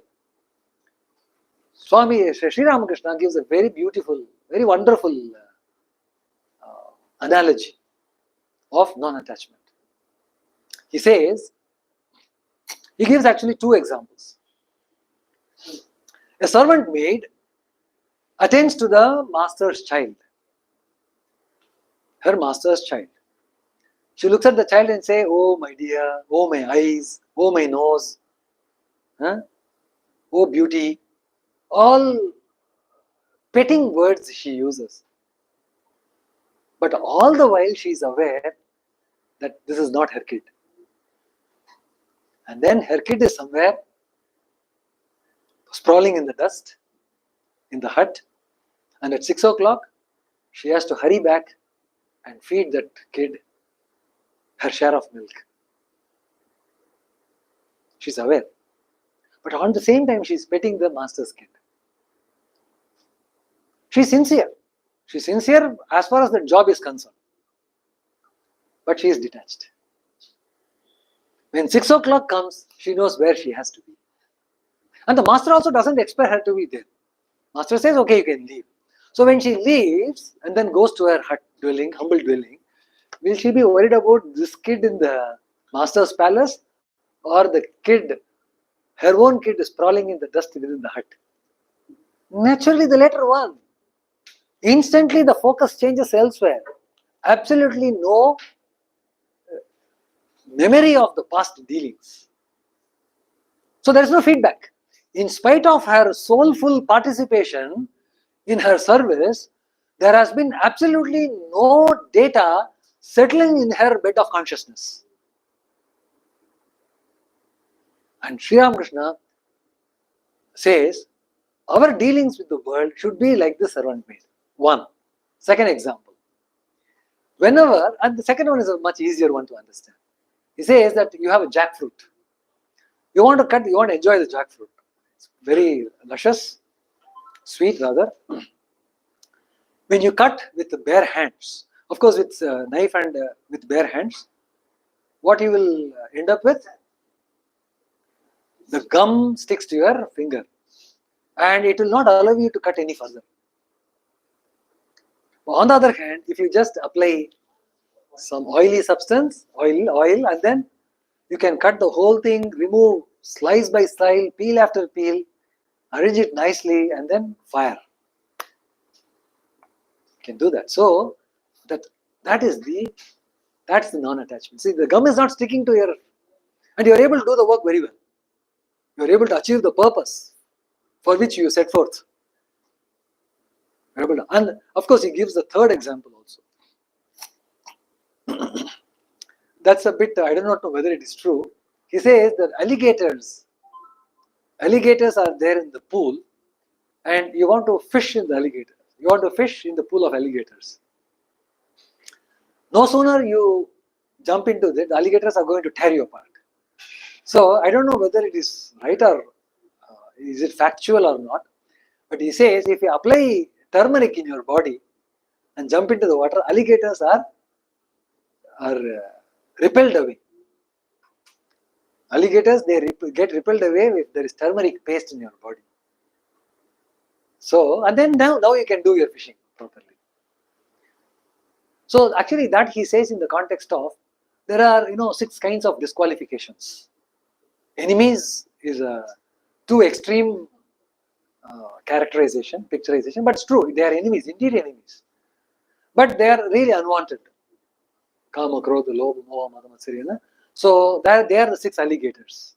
So the moment you put turmeric, what is this turmeric?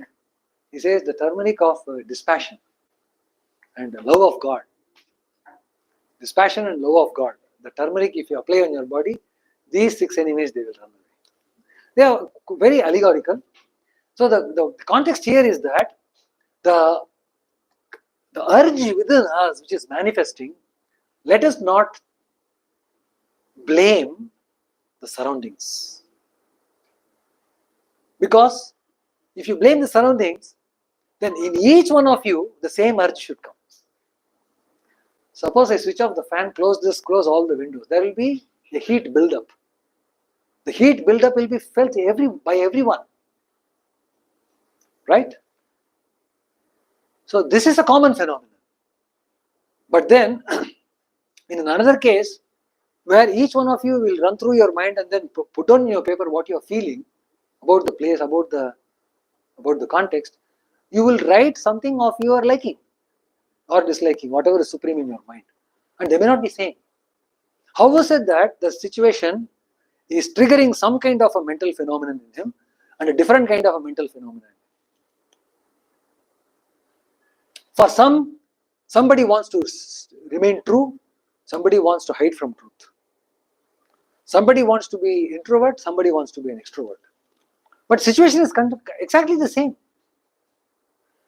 So that's why the environment is not to be blamed. Let us not blame our people.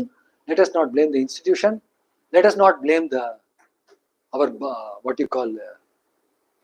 processes. The government takes the eternal blame. So minus that, we have the right to blame the government. No problem. In our own way. Somewhere we have to settle the score. Na? So we cannot keep, so the buck stops there.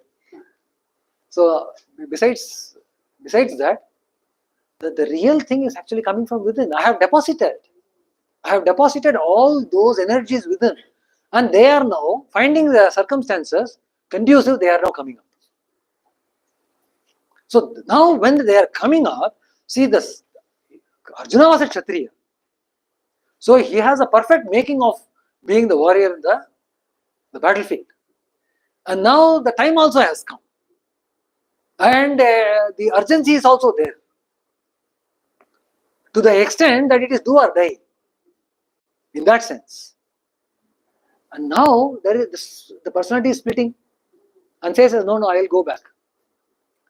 If you say I go back, now the reaction of Arjuna created by the circumstances, has that reaction died down or postponed? Now if it is postponed, what is the guarantee that he will get a similar such ambience for him to manifest that? So Krishna says, Arey, you are so lucky. You are so lucky that the making of you is coming to fruition in this wonderful dramatic stage. Why are you running away from this? This is what you have been hungering for. It is as if given to you for free. I mean, it does not do any good to you. So in this ecosystem, therefore, a person has a role to play, and then that role needs to be played from the perspective of unselfishness. And how do you know that whether you are selfish or unselfish? How do you know you are selfish or unselfish? Krishna is well poised to give the answer to this question in verse 12. In verse 12, how do you know you are selfish or unselfish?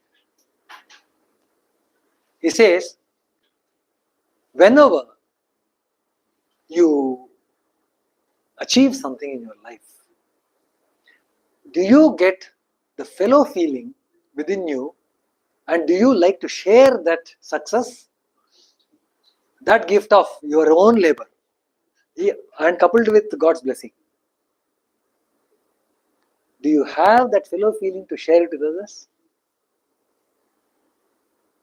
If you have, then you are unselfish. Categorically. Ishtan bhogan hi vo deva dasyante yajna bhavitaga tair dattana apradhanebhyo yo bhunkte. Apradhanebhyo, not giving but enjoying one's own self. Pradhana means giving. Apradhana means not giving. Bhunkte, but I enjoy. Sthena, he is a thief. Sthena eva saha. So, wherever your feelings are centered within your own self-enjoyment, sense gratification, and doesn't allow you to include another person within your own orbit, then know for sure that you are selfish.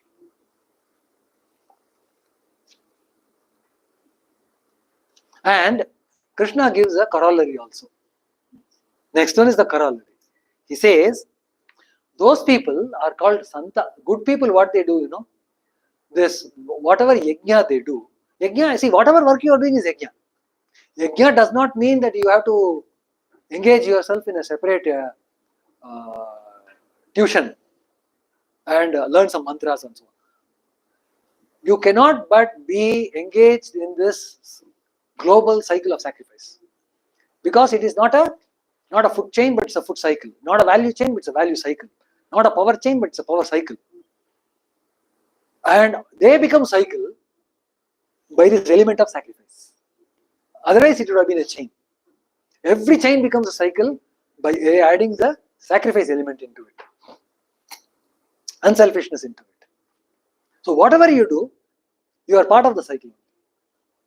So now he says, these people, those gifts of nature, actuated through my own self-effort, no denial of the fact that I have put a lot of effort. People say that, hey, I have worked, I am enjoying, what has that got to do with you? This guy is selfish. Book says that. Because the reason is, well, you have done, you have given, but do you know all the working variables that has enabled you to come up with this possession? Did you have, okay, even if you know all the variables, did you have control on all the variables? You didn't have any control. You did your part. And things were favorable that you got the result. So in honor of all those hidden forces, unknown forces, and in honor, or rather in respect of those people who have been a bit unlucky compared to me, who could not possibly launch their product at the right time. They might have fallen out of the market, but I did. So comes the CSR. So there is a social responsibility that I need to share the benefit which I have got to the people.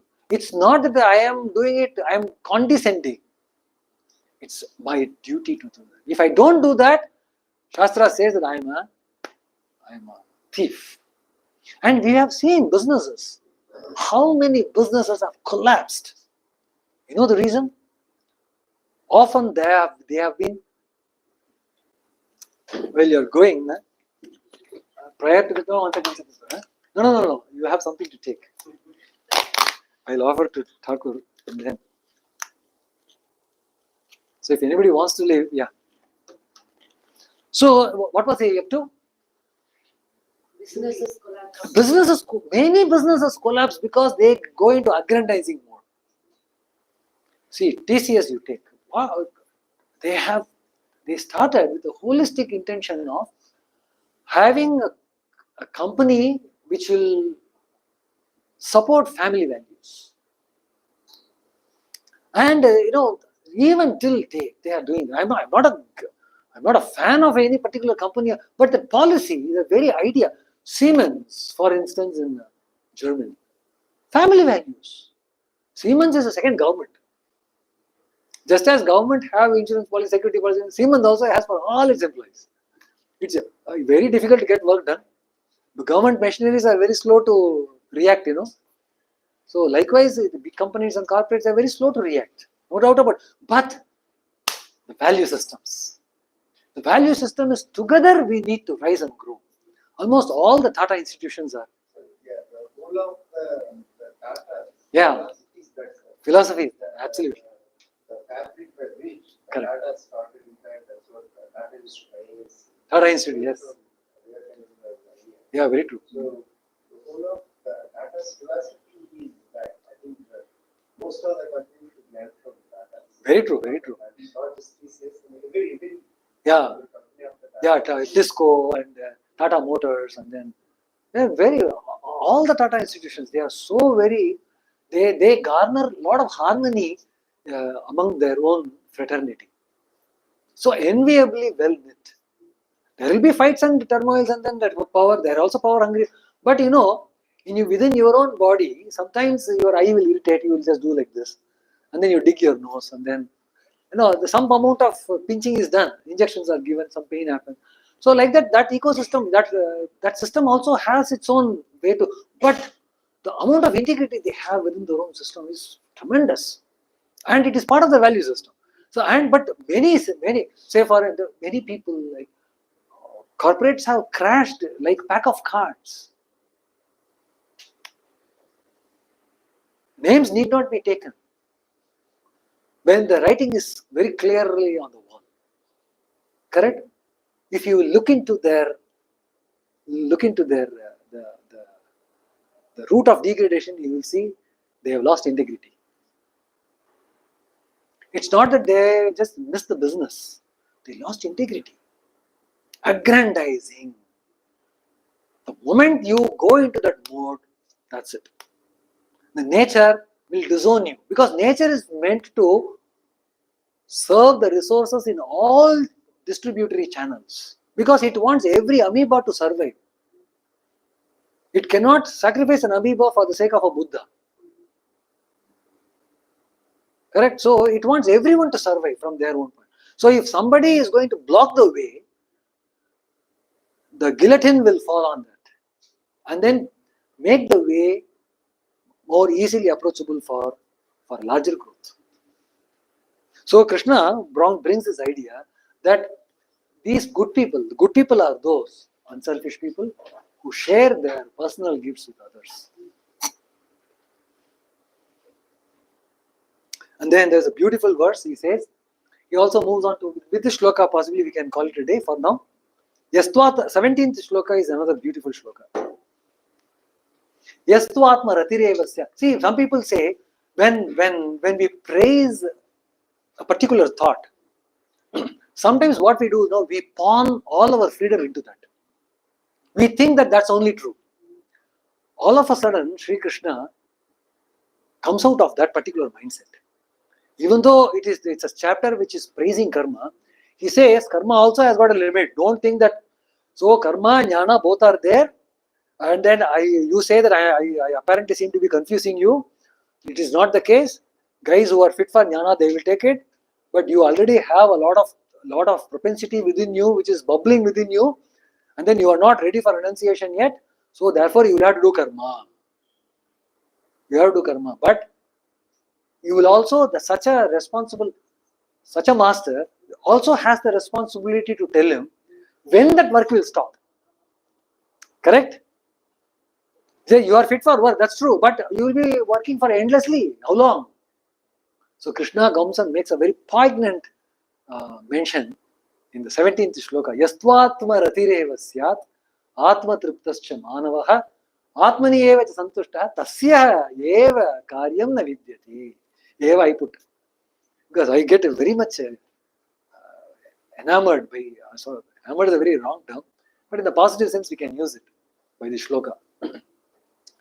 See, Atma Rati, a person who takes delight in one's own self. He doesn't take delight in jamuns. He takes delight only in arrays. Everything else is a matter of action reaction. He looks them as, he views every other thing as a sequence of, cause and effect. Because when there is a cause, there is going to be an effect. That's going to be an effect, and then another effect is going to come. And that's going to be a cause, and then this chain goes on. Correct? So the moment you look at it as a cause and effect, you have already withdrawn from that. You are not party to the error, but you are a witness to the error. Correct? So this person observes everything as things in the causal plane. But then what is the motivation of participation? Why at all is he participating even as a witness? Because he is already delighted within his own. Within his own self, he is in delight. So he neither has to run away from it, nor he has to indulge in it.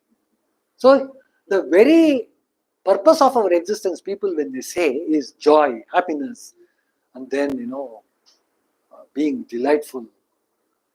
For all of this, the Santa, the person who is aware, self-aware, he depends only on his own self. His own self is not body or mind or intellect. His own Atma. What is it that he has found out? That's why. So, the moment a person finds that he is contented, he is delighted with himself. You take a child. Sometimes we find that the child exhibits this kind of a behavior. We always want some references. It's very difficult to see what is running in the child's mind. We take the example of a child, not knowing fully well, but in appearance it looks like it is very innocently it is enjoying the world. It is not, for the simple reason, you give something in the hand, it holds it, and you give something else in the hand and take it away, it gives it. And then this moment it is attached, the next moment it is smiling, another moment it is crying, third moment it is sleeping. So it is not attached to anything else. Non-attachment we can see in the child's mind happening because it is not fully, the forces of the beast has not yet woken up. So after that only we will get to know. So the child seems to be giving us a hint as of how, so the child seems to be delighted with itself. It does not require a gulab jamun to keep itself in joy. By its very nature, it is joyful. I found there was one kid, a Gurkha came to this house and then said, "No, madam, I need my bakshish." What? Every month you come and then you keep asking Bakshi. I never get to see you doing Gurkha's job here. You keep telling you snore nicely. I know. And then I knocked your date twice. You didn't only open. So they had some friendly talk. And then they put some money in the hand. He said, what? Only this much? He said, "Well, how long will you keep giving only this much? Times have changed. Do you know all this he told? No, no, no. This one will suffice. You take and go. Oh, in that case, I will take this kid also. Okay, there was her own child there. Was there? He took the kid and then walked away. He just took the kid and walked away right in front of me. I was seeing all this. And then this lady also was saying, what is this? What? Yeah, we'll come back. That's okay. These adults, they agree. What about the child? The child which was nicely sitting in the mother's lap, all of a sudden went into someone's shoulder and then that fellow walked away and this child is laughing and smiling. She was in bliss. And then what I did was I wanted to see how the child reacted. And then he went to every house there and then, Ma, Bakshish, Bakshish, Bakshish, he got something. And then he came back, he left the child and then went away. The child was at her own joy and bliss. I mean, so enviably self-contented. Usually people will cry and then nothing she did. So I just take this reference saying that being delighted in one's own self is the very nature of the man who has realized this self. For him, everything else becomes trivial. He says, do I have to put my costly brain into that? I am already sitting in the heaps of diamonds and platinum. Yastvatmarati, Atmarati. Atma Tripti is self-contented. Tripti is contentment. And then next word is Atmanyevat Santushtaha. Samyak Tushtaha is fulfillment. So delight, contentment and fulfillment. Let us just take journey backward. For all these three things, what have we depended on? For delight, what have we been doing? For contentment, what have we been doing? For fulfillment, what have we been doing? Very incongruous. Highly incongruous. These are actually measures. If a person will have to understand where his mental stability is, this one shloka brings it glaring contrast as of what is expected out of me and what I am actually engaging in. I am delighted with the world, not with myself. I am fulfilled only when certain things happen. I am contented only when I have had my full meal. Not otherwise. But this man, for all these three different dimensions, he derives that only from his own self. I am saying this because this doesn't help. So I am doing this. Only within. So tasya, for him only, karyam na vidyate. He does not have any duty at all. Karyam means kartum yogyam. Yogyata for karma. He does not have yogyata for karma means what? He has no duty. He has no responsibility. This man, well, we cannot describe the dutilessness, duty-free. Of course, in customs you have duty-free changes, but it's otherwise very difficult to explain the duty-freeness. The child is duty-free. That is true. The child is really duty-free. So he has no obligation. But it does not mean that he will be whimsical. You may often say that he becomes a free variable within the society, right? Such a person, if he becomes a free variable, you know what happens? He can also become a terrorist. Because he is not held responsible. He has no responsibility means what? He cannot be held responsible also. So that's the reason why Krishna says later on, these are all very sacred knowledge. Don't give it to people who have very low intellect. They will interpret it in their own way and then they will justify, Gita promotes warfare. We have to fight war. So take guns and shoot ourselves. Shoot others, each others. So these are all wrong interpretations. So that's why Krishna says, be careful, be wary about sharing this highest knowledge with people because they take it in a too gross manner and they don't understand the subtle implications. So that's the reason why we shouldn't too much emphasize on the gross examples, because it misleads the lesser intellect, because we really do not know who is a better intellect, who is a lesser intellect. So, but Krishna here, he says, therefore, he is not held responsible there. And how did he achieve this state? He achieved this state only by a singular character quality, that is anasakti. Anasakti means non-attachment. And he says even Janaka, the kings, they've also been like that. Why to take Janaka and other ones? Just look at me. What is it that I need to attain? See, he was a kingmaker. He could have ruled a larger portion of the Kaurava himself. Mathura, he got it. He gave it Akrura and just left away. Dwaraka was just a kind of a dwelling, small dwelling. That was not a place for which you need to pride yourself as a king. So he was a kingmaker and he never took the position of. He fought many wars for that matter. In fact, when the Juva was happening, when the fight where he lost everything, that was the second game, where he lost even Indraprastha. During that time, somebody said, see, Yudhishthira made a mistake. Duryodhana kept Shakuni for his support. Where did the wisdom go for Yudhishthira? He could have kept Krishna with him. He is the master of Mayas. So nobody can play trick with Krishna. He could have kept with him. Na? So people used to say that Yudhishthira has been negligent and he has avoided Krishna. Then they say that, and that's the price he paid. For avoiding Krishna, he paid the price. No, these are wrong interpretations. What I'm trying to say is, this is a wrong interpretation. Actually, during that time, Krishna was fighting a war. Krishna was fighting another war, and then he was not. In fact,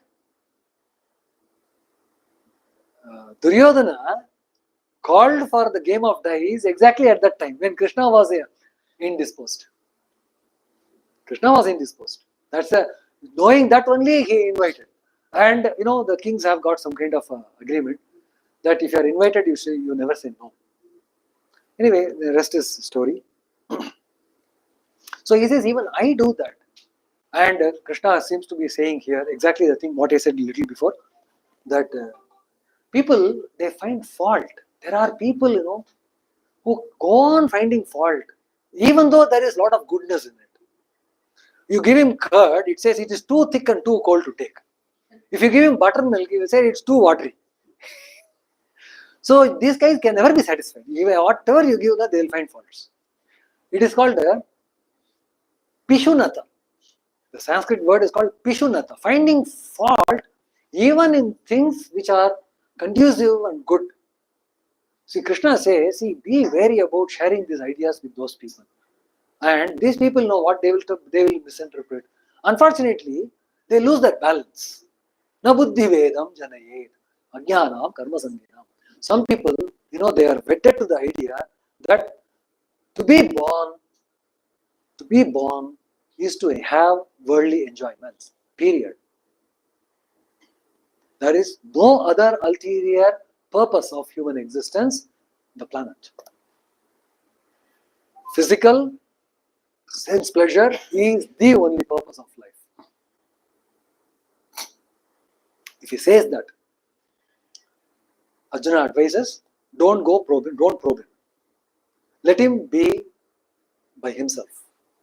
Don't probe him. A time will come when he will be getting back to you for some suggestions, for some escape routes, for some answers to the tears that he is unable to stop, for the pain in the unreachable places where the doctor cannot give any diagnosis. So that time will be the time where certain instructions can be given.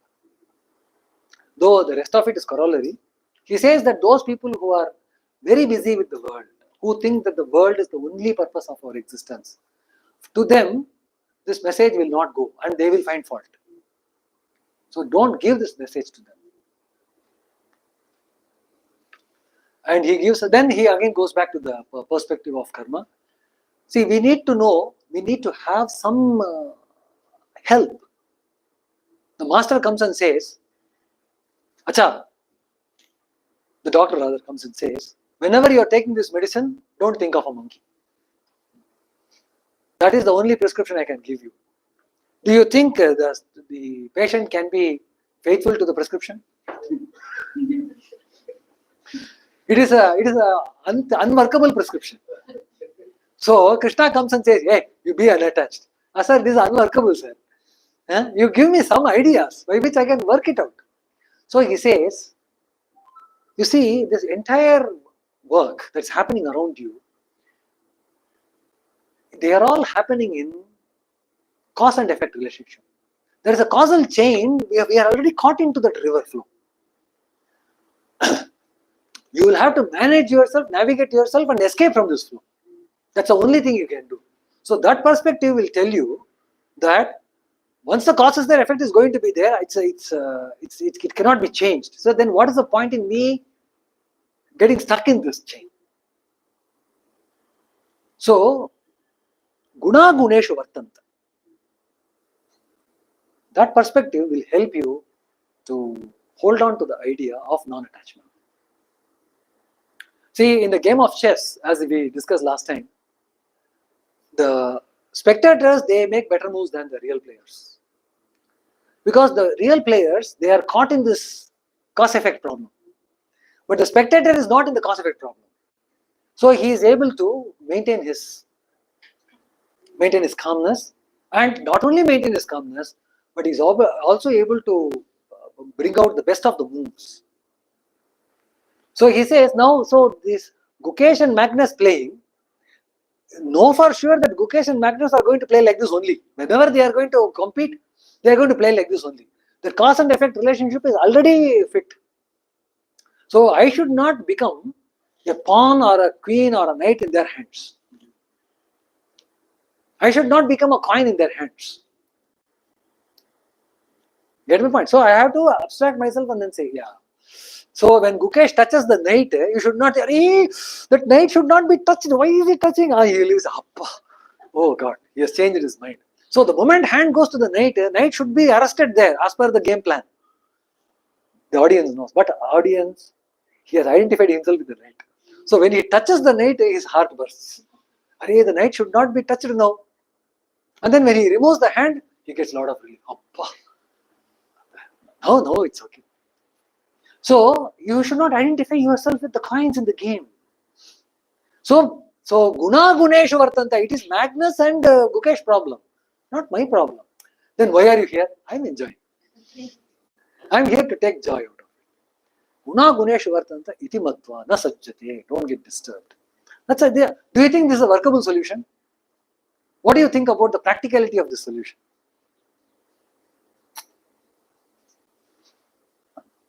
See, we need several ammunitions to equip ourselves. This is one of them. Do you think in your own personal circumstances, this guna guneshu vartanta, it is one force which is acting upon another force, causing out some effect and cause. I have got nothing to do with this. This is a game plan of the Prakriti, nature. If you throw the book, it will come down, fall down. What have I got to do in this? Do you think this particular thing will help you in any manner possible? Anybody can relate a story? Chess game is one, of course, but any other that you can think of? So this is really small incident that happened. Me and my friend were coming back from the Madras, which is quite far comparatively from our hostel, and it was night at night, basically. And so at the Sake we took a turn, right? When we took a turn, we saw 3 girls huddled together in front of a cycle, and because it was night, I was like, I will never see a girl just standing in the street and not ask if it's okay or not. So it is when I'm like, hey, I'm sorry to interrupt you, but is everything okay? This isn't, it's not okay. We came here for an event and my friend lost her key, so we don't know how we're gonna go back. Like, it's not an issue, we can just carry the cycle because the lock is in the previous wheel, in the back wheel, right? The front wheel is still active. We can just carry it. We have 4 girls here, we can carry it. We can carry a cycle among us. Was it really hers? Yeah. Okay, good, fine. So her friends they were coming behind us with their own cycle, and I was carrying the cycle, like the front wheel was just taking it there, and they were so nervous during the entire way. I was trying to talk to them, have a conversation with them, just to calm their nerves down. I asked them where they were from, which year. They were in the same year as us. I guess that, but the thing was that they were so engrossed in the problem, they were like they couldn't see beyond it. And when I went, I have just eaten. I'm really full of energy. I can do anything. Like, just take this cycle. Very nice, very nice, very, very appropriate. That once we become an aid and not party, we have to be an aid and not a party to the problem. So that's a good instance. So in such cases we can clearly see this guna guneshu vartanta is happening. So she is worried because it is her cycle, and then we know all the bindings that are coming along with it. But that's nothing got to do with me. But in your own personal circumstance, if it's your own cycle and your own, so that's where we need to find the greater meaning in things. True. So as much as there is the situations support objectivity, it will be very easy to do. But if we are the subject, suppose you were that girl in that position, would you have handled the situation in the same manner? That is something which and your likeness has not approached to help. So that time, how do we behave? And so guna guneshu vartanta is, so Krishna, what he does is he gives lot of such propositions, and then he says that you see, it's a duty to do, and then that okay, but duty, but be unattached. There are a lot of things that are happening beyond your control. Leave all that. Don't be bothered about that. It's another approach. And then he says, you see, there is another perspective also you can take. See, when you are engaging in work, certainly, be it objective or be it subjective, what you can do is assume the supreme reality of me as the master. Do you think anything can escape my vision? As if Krishna is telling to Arjuna, do you think anything escapes the master's vision? The creator's vision, nothing misses, right? So one must have the humility to resign to the will of the Lord, saying that the situation has come to this Lord, maybe the greater design of things, the finality of which is not visible to my eyes, because I am only a link in the longer chain. So I'll do my part and then move ahead and let the finality take over in its own train of events of things. So that humility to the master and then surrendering all this from an overarching perspective. It's a very beautiful perspective. In fact, oftentimes this comes and helps us. This particular idea of assuming a superior reality, and then maybe personal, maybe impersonal, even the very nature. The nature is an overarching reality. Say, for instance, there is an earthquake that comes and devastates. So now can we threaten few more of that? What at most we can do is, pray to the Lord, saying that all those lives who are left, may they attain better realms of higher existence, and those who are left behind, may they find if you are distant, if you are there, we really go and help them. So resigning to the grand design of the nature or God is yet another model.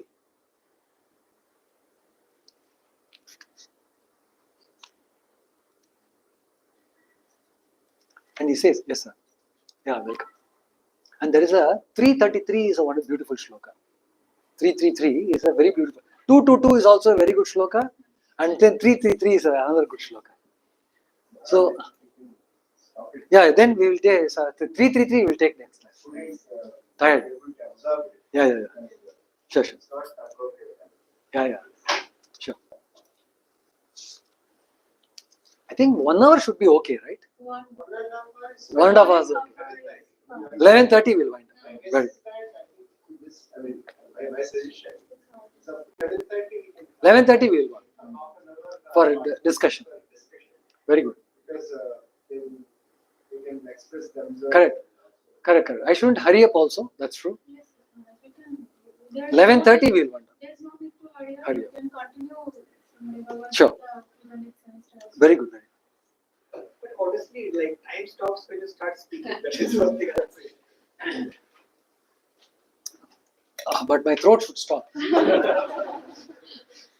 Looking at the time, my throat should stop. Om Shanti Shanti Shanti. Hari Om Tat Sat. Shri Ram Krishna Arpanamastu.